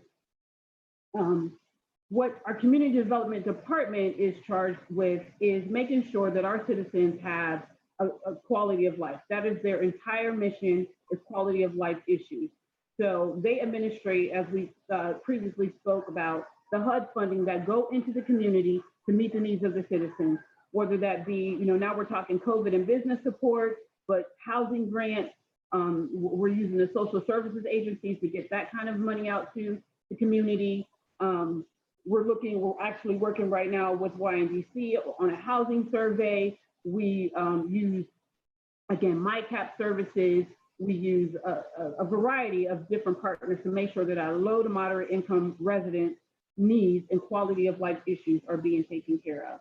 So with that being said, the structure of that department, you have Beverly as the community development director who oversees the entire process.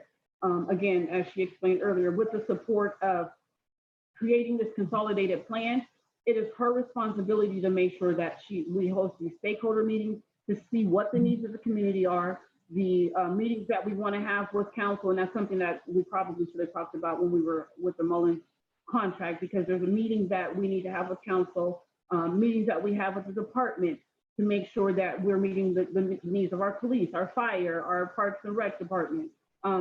Pulling all of that data together to make sure that when we create these consolidated plans, that all the needs of the community are taken into consideration. Moving from there, I'm asking for a business support specialist. Right now we have a secretary. The difference in asking for a business support specialist is because I'd like to tweak the job description a little more so that it's not just limited to secretarial duties.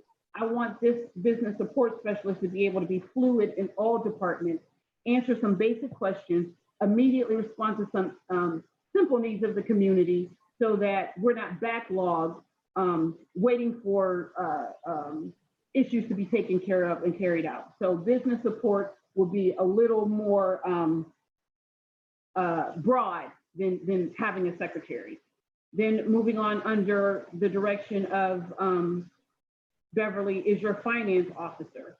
So right now we have Rich Harvey in that position, and he makes sure that the dollars that have been that are earmarked for the different programs and the different subrecipients, that they're distributed properly. So he reviews that, he pays down from their grant the reimbursement that is given based on the compliance and the monitoring of the compliance director. So some of the key points in that whole department structure. With my screen flipped here.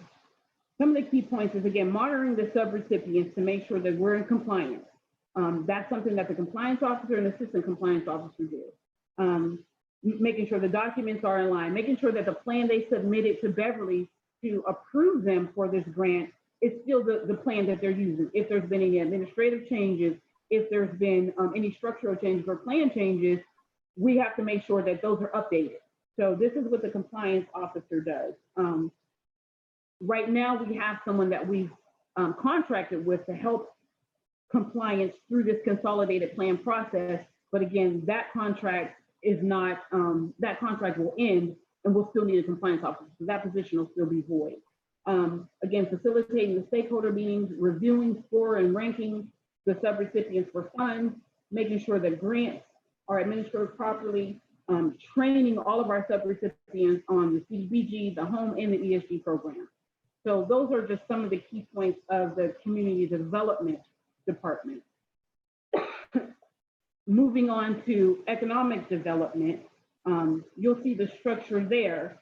Sharon's the economic development director. Business support, I'm asking for the same person to be that business support, again, to be able to work fluidly through each division, because I'm asking for 3 divisions. The business recruiter, our economic development team is our sales force. So using the tools that we have, using the grant opportunities, the loan opportunities, they're our sales force. They work as our real estate keeper.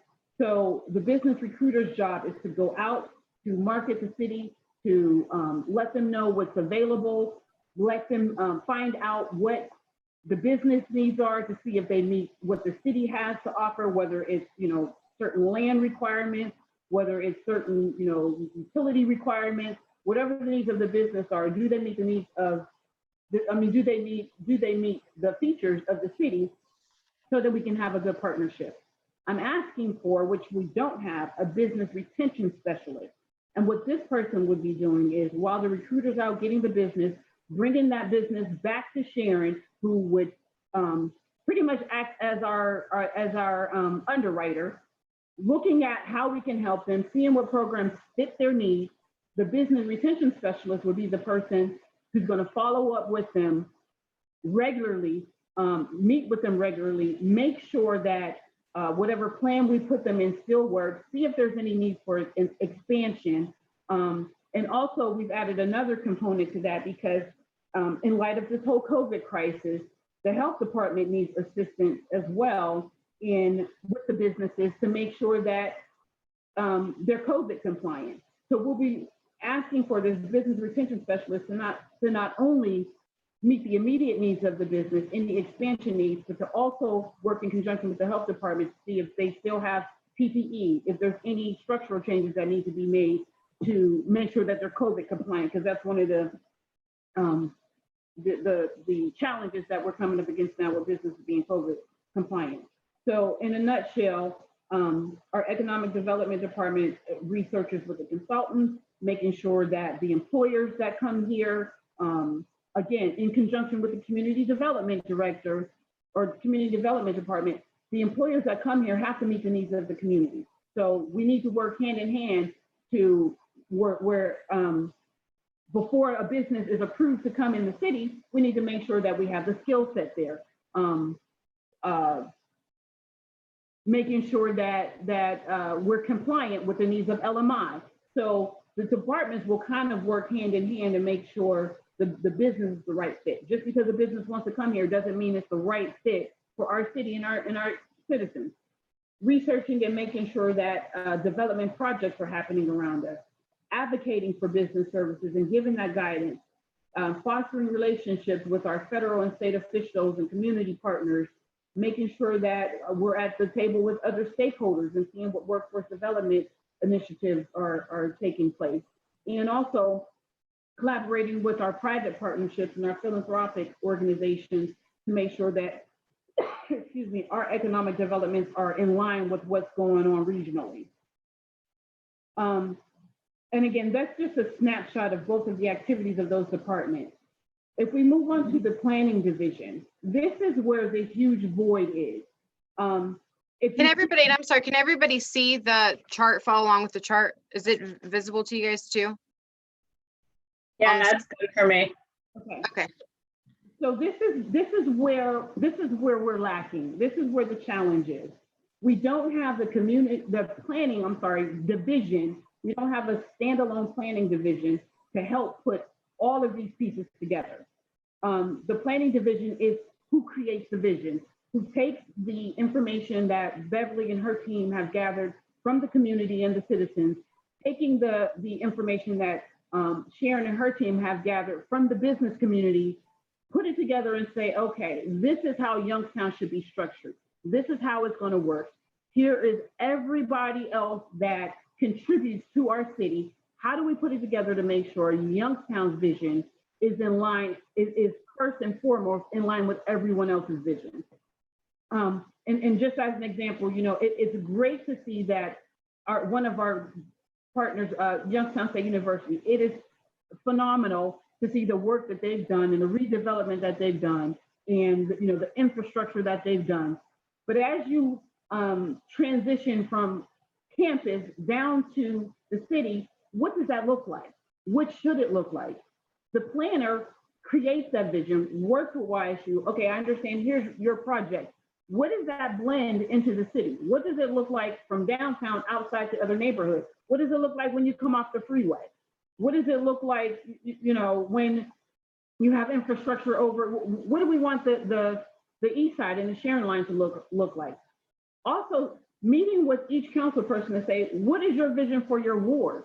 It goes the same as having the vision of the mayor as it does having the vision for the council person. Council people change just like mayors and administrative staff change. So the planning director needs to make sure the plan of all these agency partners are still running, along with adding the additives of the mayor's vision, the ward council person's vision, adding those to this plan in all of these creative colors to make sure that they're all one picture. So if Youngstown is the canvas, and here's all the colors and all the activity, the planner's job is to bring it all together, create the vision, and make sure that there is no, I guess, business or opportunity going on that don't meet the need and don't blend into everything that Youngstown is. So as far as zoning and permits and planning commission, excuse me. If you move to the next slide with the planning director, again, creating that vision, taking all of those activities and those pieces and colors and putting them together and making a nice portrait of the city. I also, again, want the business support person to be fluid in understanding how to meet those immediate needs of the citizens. The law department, I have recently solicited their assistance in helping with zoning and legal code interpretation. Because right now, excuse me, what we have now is our zoning officer taking responsibility of interpreting code, approving architectural designs and sites and variances and those type of things that are not necessarily or shouldn't maybe necessarily be independently left in that job description. So what I've asked the law department to do is to kind of help me pull back the blanket, look at what we have going on, and help me create a structure going forward that doesn't legally get us in trouble, that doesn't have, you know, a pawn shop next to a daycare or a senior, you know, making sure that everything that we're zoning works together. That's a different level of expertise, and some of those code interpretations need to be done through a legal eye, a legal lens. Excuse me. Right now, we do not have a land realization administrator. What I have currently is a zoning analyst and a zoning officer. The zoning officer, the job is so intertwined with administrative duties that code enforcement is not being administered. I have one person. I don't have a zoning department. I have a zoning person who right now is acting as an administrator taking those duties and making those approvals that really should be made by a planning director in conjunction with a legal expertise. So I'd like, under this structure, to move the code enforcement back to code enforcement, where it once was under public works, and let the administrative duties lie under the planning director. Also, with the land reutilization administrator, what I currently have now is my zoning analyst doing 90% land bank. That job description was never created. Those duties were incorporated some way in that position, but there's nothing in writing anywhere that says we have a land reutilization administrator, and this is where 90% of that function is being done. That being said as well, we still need the expertise of the law department to help us with these in, excuse me, understanding land regulations. A planning director, once again, would be able to guide, instead of us, you know, anybody that wants to buy land or take a lot in Youngstown, we're just sporadically scattering it anywhere because we have an application and a need. A planning director will be able to take that information, and what we're looking for now is acquisition strategy, and we're acquiring land that might be tax delinquent, that might be in our land bank, that might be in Mahoning County land bank, to make sure that it fits with an economic development opportunity. So instead of us, you know, looking at a block and letting someone buy land there, and now a couple months later, there's an economic development need, we sold someone our own land, and now we got to sell it back to them at a highest bid because we didn't strategically look at how we are assembling our land. So we're looking at land assembly now. We're looking at what we can offer other than tax incentives to our business community. So if we can offer land, maybe we can back off on some of those other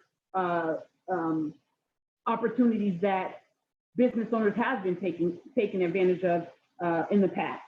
So again, working with what I have and not making changes to any financial implications to the city. I'm working within the budget that was already approved to make these changes, but also making sure that it works now. Again, this is a plan that, you know, as we all know, plans change. This isn't the end of the line or the holy grail, because hopefully as we see this evolve, we can come back to the table and look at it and see what works and see what needs to be changed. But I think it needs to be an open-ended plan. It can't be the end of the line, because then we're going to continue to get what we've already gotten. If we can move to the next slide, and I can kind of explain how this is not impacting our general budget.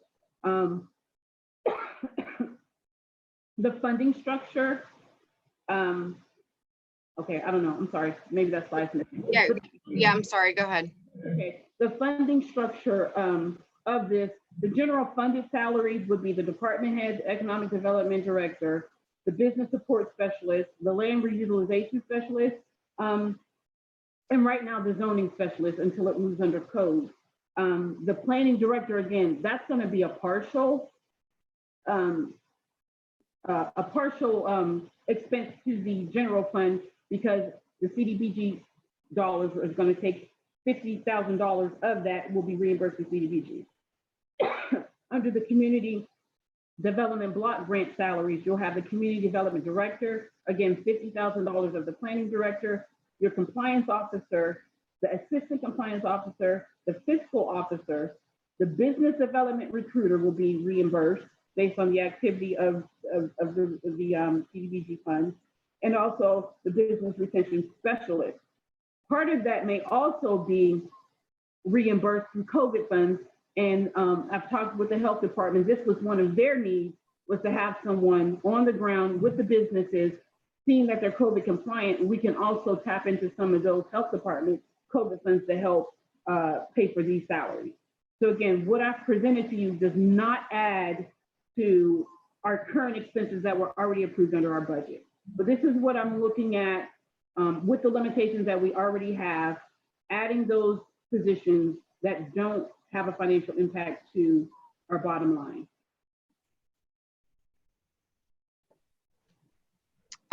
Councilman Turner. Okay, so what I'm seeing is we have 2.5 compliance officers, and I'm saying Beverly as an expert, we have an open position because she moved up, and then we have Rufus as the assistant. That's a lot of compliance. And then we're asking to bring in another firm to help us for specialty things. Then we got 2 planners, although they're going to have some different things and one will be training the other. Essentially, that's 2 planners. But I see us stretching thin this business consultant or business support in 3 departments. This business support, this is a secretarial style position. That person is working extremely hard when we have all these extra consultants padding these other positions. But that all aside, I see this and I think like this is a great vision and a great plan, but I don't see a data specialist or a data analyst who one job, their complete job is for all of these entities to bring their information in, and someone's going to run those numbers, read those numbers. And that's a job in itself. And that's something that I don't see, that technical person. So I'm just it's weird to see that we're padding all of these larger positions with our consultants here and partners there, but that secretarial position, the person that's doing some legwork, business support at the phones, making all these things happen, they're stretched through 3 departments. So that's why I think that my opinion is that there's something we can do to streamline this a little bit better. And I think there's a major component of data analysts. Like, we can do all of this work, but if we are not reviewing it, if we are not putting it into a spreadsheet and working the numbers and then interpreting those numbers, then we're just turning our wheels. So I think that there is something missing in all of this. And I think that's it. Nikki. So with regard to the business support specialist, right now I have a secretary that is already working for 3 departments. What I'm saying as a business support specialist, and some of those duties that can be incorporated into that job, instead of the secretary answering the phone and passing on the call, I want this person to be a little more abreast of what's going on in the office. And here's an example, a permit. Instead of bogging down the inbox or the email of the zoning person, a business support person can send out an application for a permit, accept the check for a permit, and it takes 45 seconds to put one in the system. So I'm just saying some of those simple duties that a business support specialist can do are not being done. I'm not saying bog them down because they're already answering the phones for all the departments, but some of those quick answers and quick educational things that can be given out to the community, I want that person to just have a little more front level expertise so that we're not waiting on services to be delivered. With regard to the planning position and all the busy work, what you see here is all the partners that the city already works with at some level or another. We don't have a data analyst. You're absolutely right. But again, I'm working within the budget that I have now for 2020. So this is what we have within this budget for 2020. We can look over the data between myself, the planning director, the economic development director, and the CDA director. We can figure out what the data is. It would be awesome.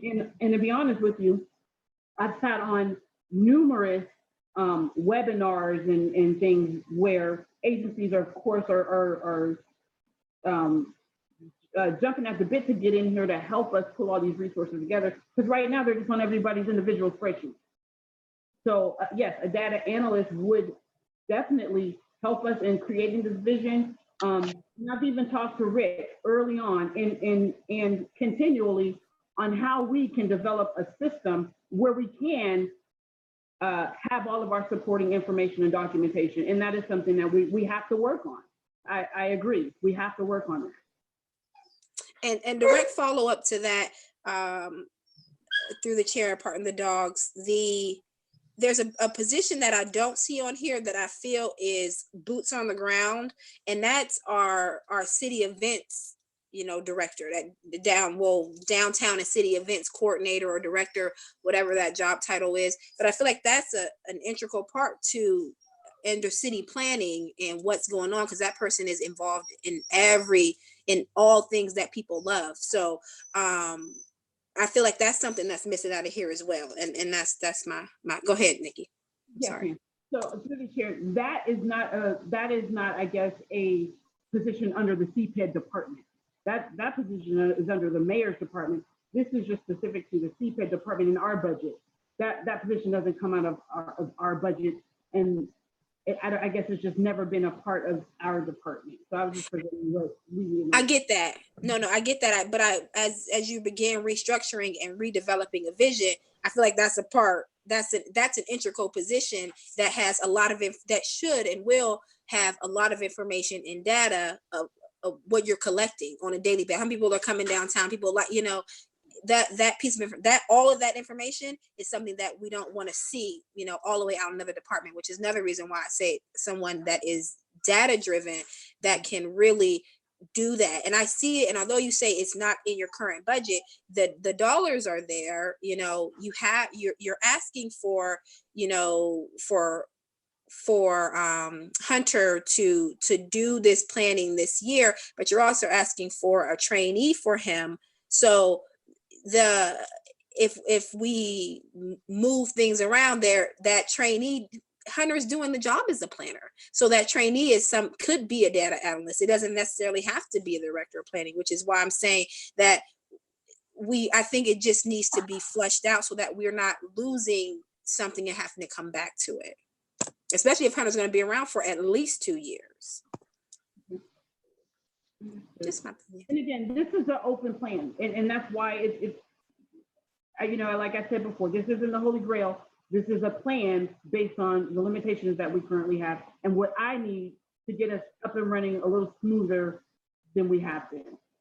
Yeah, and I think Nikki, maybe with regarding the restructuring plan, I mean, now that we physically have it before us and you're able to explain it, maybe if not only my colleagues that are on this committee, but all of my council colleagues want to then maybe email you some ideas of pros and cons of what they think or other recommendations. That way, what I mean? I guess you can consider them, and we would then keep this particular agenda topic in committee and then revisit it again. Or what are you thinking? The way that we are structured now is limited in that some part of this plan needs to move forward. The enforcement, again, needs to go back under code. Excuse me. The administrative duties that the code enforcement officer is now doing, approving site plans, meeting with contractors and understanding and interpreting zoning code. That has to stop. That's putting us in positions where we're in meetings, city debating against city because there's no one there to interpret it. And the approval has already been given. Also, in Beverly's division, I need to move forward with hiring a compliance director. I still don't have that. So right now, the way we're structured, I have Beverly in a position that's a compliance director / planner. A community development director / planner, and I still need a compliance director. Okay, Councilman Oliver had his hand up. Go ahead. Basha kind of took the words out of my mouth already, but I was going to ask how much, since council is basically kind of boots on the ground representing all of our wards, I was going to ask how much input has the administration taken from city council on this plan, seeing as how the majority of us have already been through a CPED restructuring without seeing much results from it. So how much input have you guys already taken from city council? And like Basha said, I mean, it'd be great if you could get information from each one of us moving forward. The situation on compliance, I kind of feel like we got a lot of compliance experience already within economic development. I'm not saying you don't need a new position for it, but I'm just saying if we got people with decades or of experience already in that department, some that are even ex-city council members, I think we got a lot of experience in that department. It's just a matter of putting that experience into play, making it happen, you know, utilizing those skills. I think the plan is a good plan, but I think it's also missing some items to Councilwoman Turner's point. So I think before we can take action on it or recommend anything on it, I think it kind of needs to go back to the drawing board and have some more work done.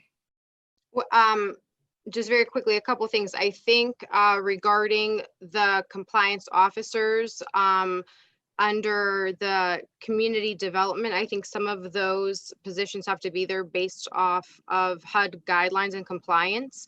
I think the overall structure, the overall big structure, I think that was formulated based on research and data and statistics, what has worked in other cities for them to be able to either sustain, or cities that were in similar position to Youngstown economically, and a similar structure to this is what worked. And I don't recall specifically which position Nikki mentioned, but I think one of the positions was supposed to work directly with council, and for each one of us to not even just have an overall, you know, vision and approach for the whole city, but even for our own individual wards, because our wards have specific needs as well. I think that was one of these positions somewhere too, but go ahead, Nikki.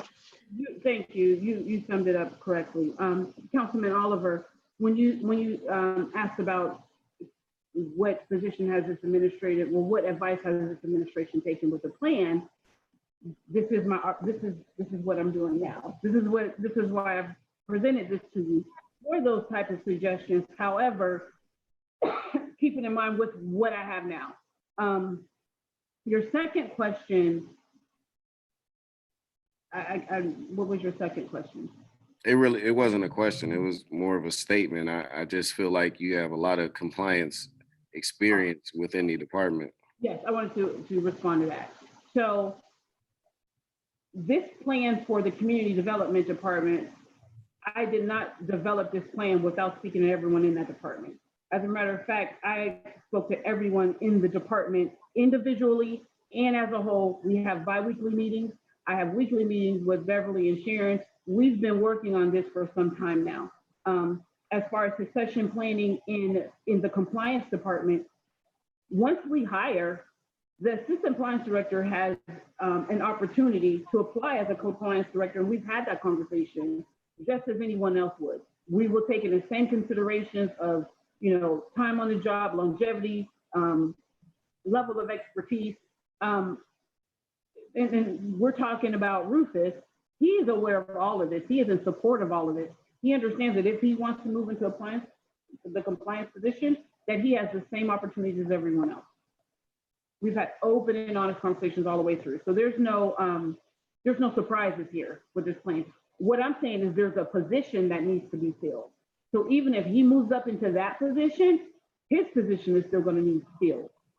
So that's just an open position, not necessarily saying that there's a person, if that makes sense. Yeah, just direct follow-up through the chair. Yes, go ahead, Julius. Okay, so once we restructure CPED for the second time that I've been on city council, who has the iron fist with the velvet glove to make sure CPED or economic development actually produces what the city needs to move forward? And who's that person? Is it you or is it the mayor? And what's going to be the difference between the way it's operating now and the way it'll operate moving forward with this new restructuring? Like, I'm, you know, because if the same people are in position or in place or in a department, how do you get a next level amount of work out of the same people? Through the chair. So it's Yeah. both and all. It's me. It's my responsibility as a department head to make sure that the plan that I'm presenting in front of you is properly executed. It's also, you know, the mayor, as the mayor, to make sure that, you know, we're held accountable. So he's going to hold me accountable to this. Also, it's all of us. It's me bringing this back to you. It's us having regular meetings so that you're abreast of what's going on in our department. It's us reporting, you know, whether it's monthly or bi-monthly, whatever you suggest that you want to see information to make sure that this plan is working. It's me bringing it back to you, whether it's semi-annually or annually, saying, here's some of the changes that we've made. Here's what doesn't work. Let's try it a different way. Again, I didn't present this as if this is it in the end of the line. This is a starting point working with what we have. So my hope is that we can continue these conversations, building on what we have, looking at what worked, what didn't, and making the proper changes. Thank you. Excuse me, Councilwoman- I'm sorry, this is Sharon. I'm not able to visually raise my hand, but Oh, okay, go when ahead, you Sharon. get a chance, I'd like to recognize it. I just wanted to address the previous restructuring. I think it would be helpful if we brought back that original restructuring that included a number of the divisions that we're talking about. There were positions that were combined. One of them being the fiscal position. We had two people who were fiscal under community development. We did create a position for somebody to be a person in training for planning. So that addressed what Nikki is talking about and what she's trying to accomplish right now. The position that was created was the business development recruiter position. And that person has really been proactively trying to go out and assist with a lot of the work that's being done. Just for sake of reference, most of the departments, the economic development departments that you'll talk to in cities throughout Ohio have 7, 10, 14 people in their departments who can focus on all of the priorities that council is bringing up. It's very challenging for two people to absorb all of those responsibilities. Something is going to be compromised because you are working, you're trying to stretch two people across a lot of different functions. I'd be happy to share some of the other cities and how they have theirs split up. But just for example, they have someone just monitoring tax incentives. They've got a real estate development person. They've got business retention people. They've got opportunity and inclusion people. They've got individuals focused on all of these priorities that council wants to see, all of the things that we're trying to integrate, but we're doing it with two people. But I would like to share the previous restructuring so that you can see how it relates to what Nikki's presenting now. Thank you, Sharon. Anita? Yes, thank you. Through chair. My mask is because I have someone else in my house, by the way. So practicing distancing and everything else. Can you hear me? Yes. Okay. Okay. I do have a question. It was just about the wages for the planning director person that you plan on hiring. How much are they going to be paid? And I understand that the contract for Morrison is $75,000. So this person who'd be hired and who'd be, I assume, is already qualified and has experience, you know, how much will they be paid? Excuse me, through the chair. What Okay. I presented in the last finance committee meeting was the financial restructuring that I wanted to do, keeping all of the division directors kind of around the same salary. And I believe that was around $72,000. So you want to pay a trainee 72, but they wouldn't have the responsibility.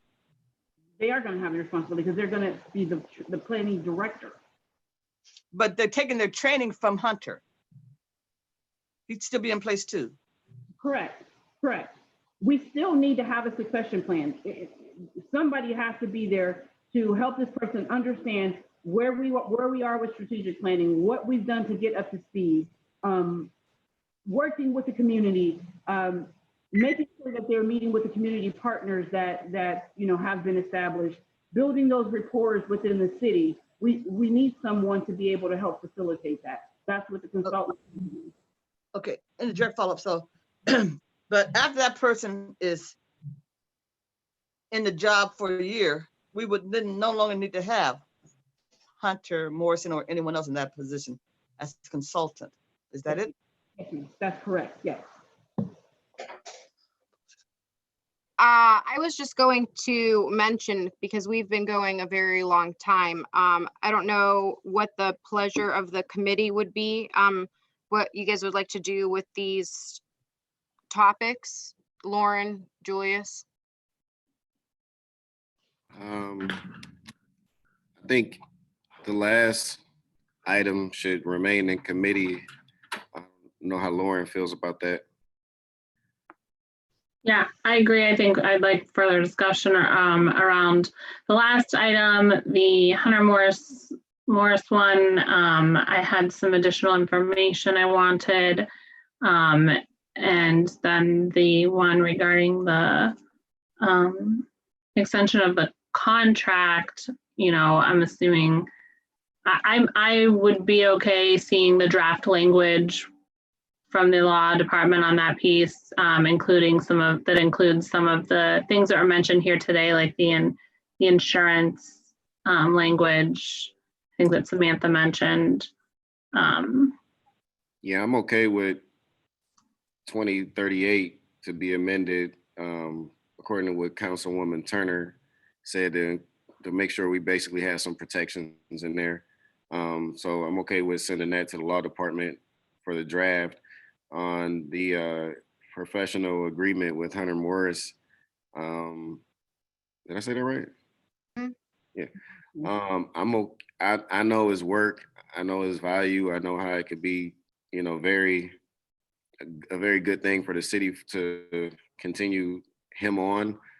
So I'm okay if the rest of the committee is okay with moving that forward. But if we want to, Go ahead, I'm sorry. Well, because I was going to say the same. I mean, I'm okay with with the first one, for you guys to make the recommendation for the amendment with all the things that we discussed and mentioned. With the planning consultants, I'm okay as well. So I would be fine recommending for the legislation to be drafted. But while doing so, I mean, Lauren, I think you can probably also either, you know what I mean, express your other concerns or comments to them prior to them drafting it. And then if we do keep the restructuring plan in CPED, since this is somewhat time sensitive, we have to start moving on the restructuring because it obviously needs to be done. If we are going to keep it in committee, then we would need to have another committee meeting soon, like in a week or two. So then that way, us as a committee, and then also my other colleagues, if they have questions and concerns, they would need to, reach out to Nikki sooner than later. So that way we could plan on a meeting pretty, quickly here. Through the chair, I just have a question. Oh. Can you, does it have to be the entire plan? Can it be the restructuring of community planning or community development? And because there's 3 departments here that we're talking about. Is that a thing, Nikki, or is it all together? It can be however you want to, break it up. And I'm asking for 3 divisions. Right now I have 2. I'm asking for 3 divisions. If you want to approve part of it and put the rest back in the committee, I just need the expectations of what you want me to present for the next time so that I'm clear on what your expectations are and what you want to see. So from what I understand now, we're moving forward with the Mullen and Lonigan agreement. We're moving along with Hunter's. However, we still want to see his deliverables up to this point. And then we are holding off on the plan based on some further discussion on economic development and planning. I mean, that's my committee, Lauren and Julius. I mean, that's really on you guys, what you guys want to do. Yeah, I mean, that's what I'm most comfortable with. And I think that those first two items are gonna hit the finance committee anyway, so we can have further discussion once the legislation's drafted and goes there. The third one just seems maybe just for now, I still had a lot of discussion I wanted to have around it. So if we could just keep it all together right here, might be best. And yeah, I'm fine scheduling another meeting in a week. Okay, Nikki? Just for clarification, what additional information do you want based on this plan? Because I'm not clear on what else, or are we just having a further discussion? Is there I anything? think we're just gonna have further discussion. I think maybe even individuals will reach out to you individually or via email what their particular concerns are, and then we'll so that way we could be prepared and have, discussion and be more concise at these meetings. Okay. Are we ready for a recommendation? Yes. Oh, Anita yes, Anita, and then we're gonna wrap up. Go ahead. That's fine. Just so that they understand that if it gets to finance and we don't have the additional information that we asked for about Hunter, it will be DOA for me if that information is not there. Even if the CPED committee passes on, it's going to hit the finance committee. Right. So please make sure that stuff gets to us. Thank you. Would we rather leave that here then until we see the draft language and just bring the draft language back to here with the additional information and discuss it here and then move it forward? I think we can go ahead and allow it to be drafted and it can be amended if it's needed.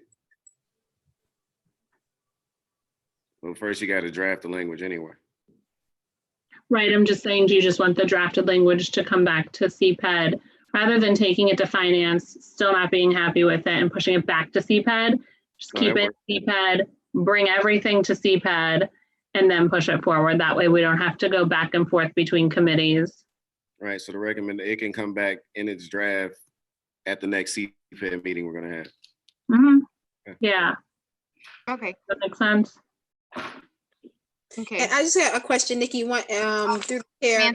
Samantha. Yes, the Mullen. You said that you're not going to fill the compliance officer opening right now, or you have an opening in that department. You said you're not going to fill that position right now. Through the chair, no. Right now we have a contract worker in place through October, working with Beverly on the consolidated plan in the compliance position. We still need to fill that position, yes. Because this contract is through October. So once October is over, we still won't have anyone working in that compliance director position right now. So we will definitely need to fill it regardless.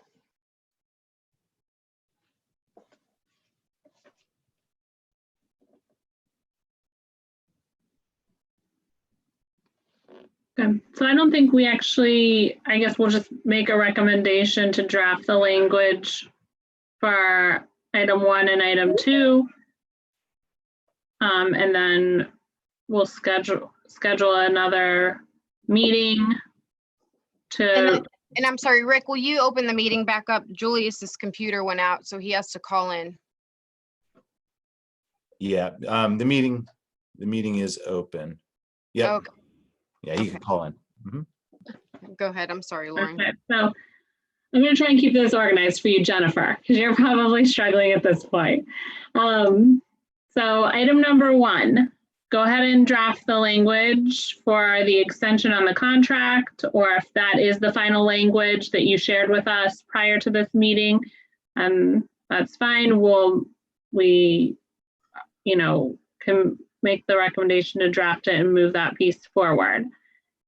Item number 2, we're going to recommend that you draft the language for that piece and bring it back to CPED along with the additional information we mentioned. Item number 3, we're going to recommend that we continue the conversation around that one at our next CPED meeting. And then we'll make a note to have our next CPED meeting as soon as we can sync calendars. I need to second that. Second. Jennifer, are you good with that?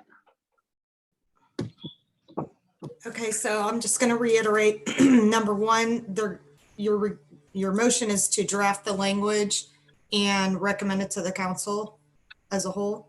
Okay, number two is to draft the language and bring it back to the CPED committee with additional info. And number three is to keep that in committee about the restructuring and continue the conversation at the next CPED meeting. And you just need to come up with a calendar date for all of you within the next week or two. That's what I have. Okay. I'm Yes, perfect. That sounds perfect to me. yes, I agree. okay. So that is it. The only other quick thing I was going to mention is that there is now a calendar of the stakeholder workshops for the CBDG funding. I'm just gonna put it on here quickly for constituents to be able to see.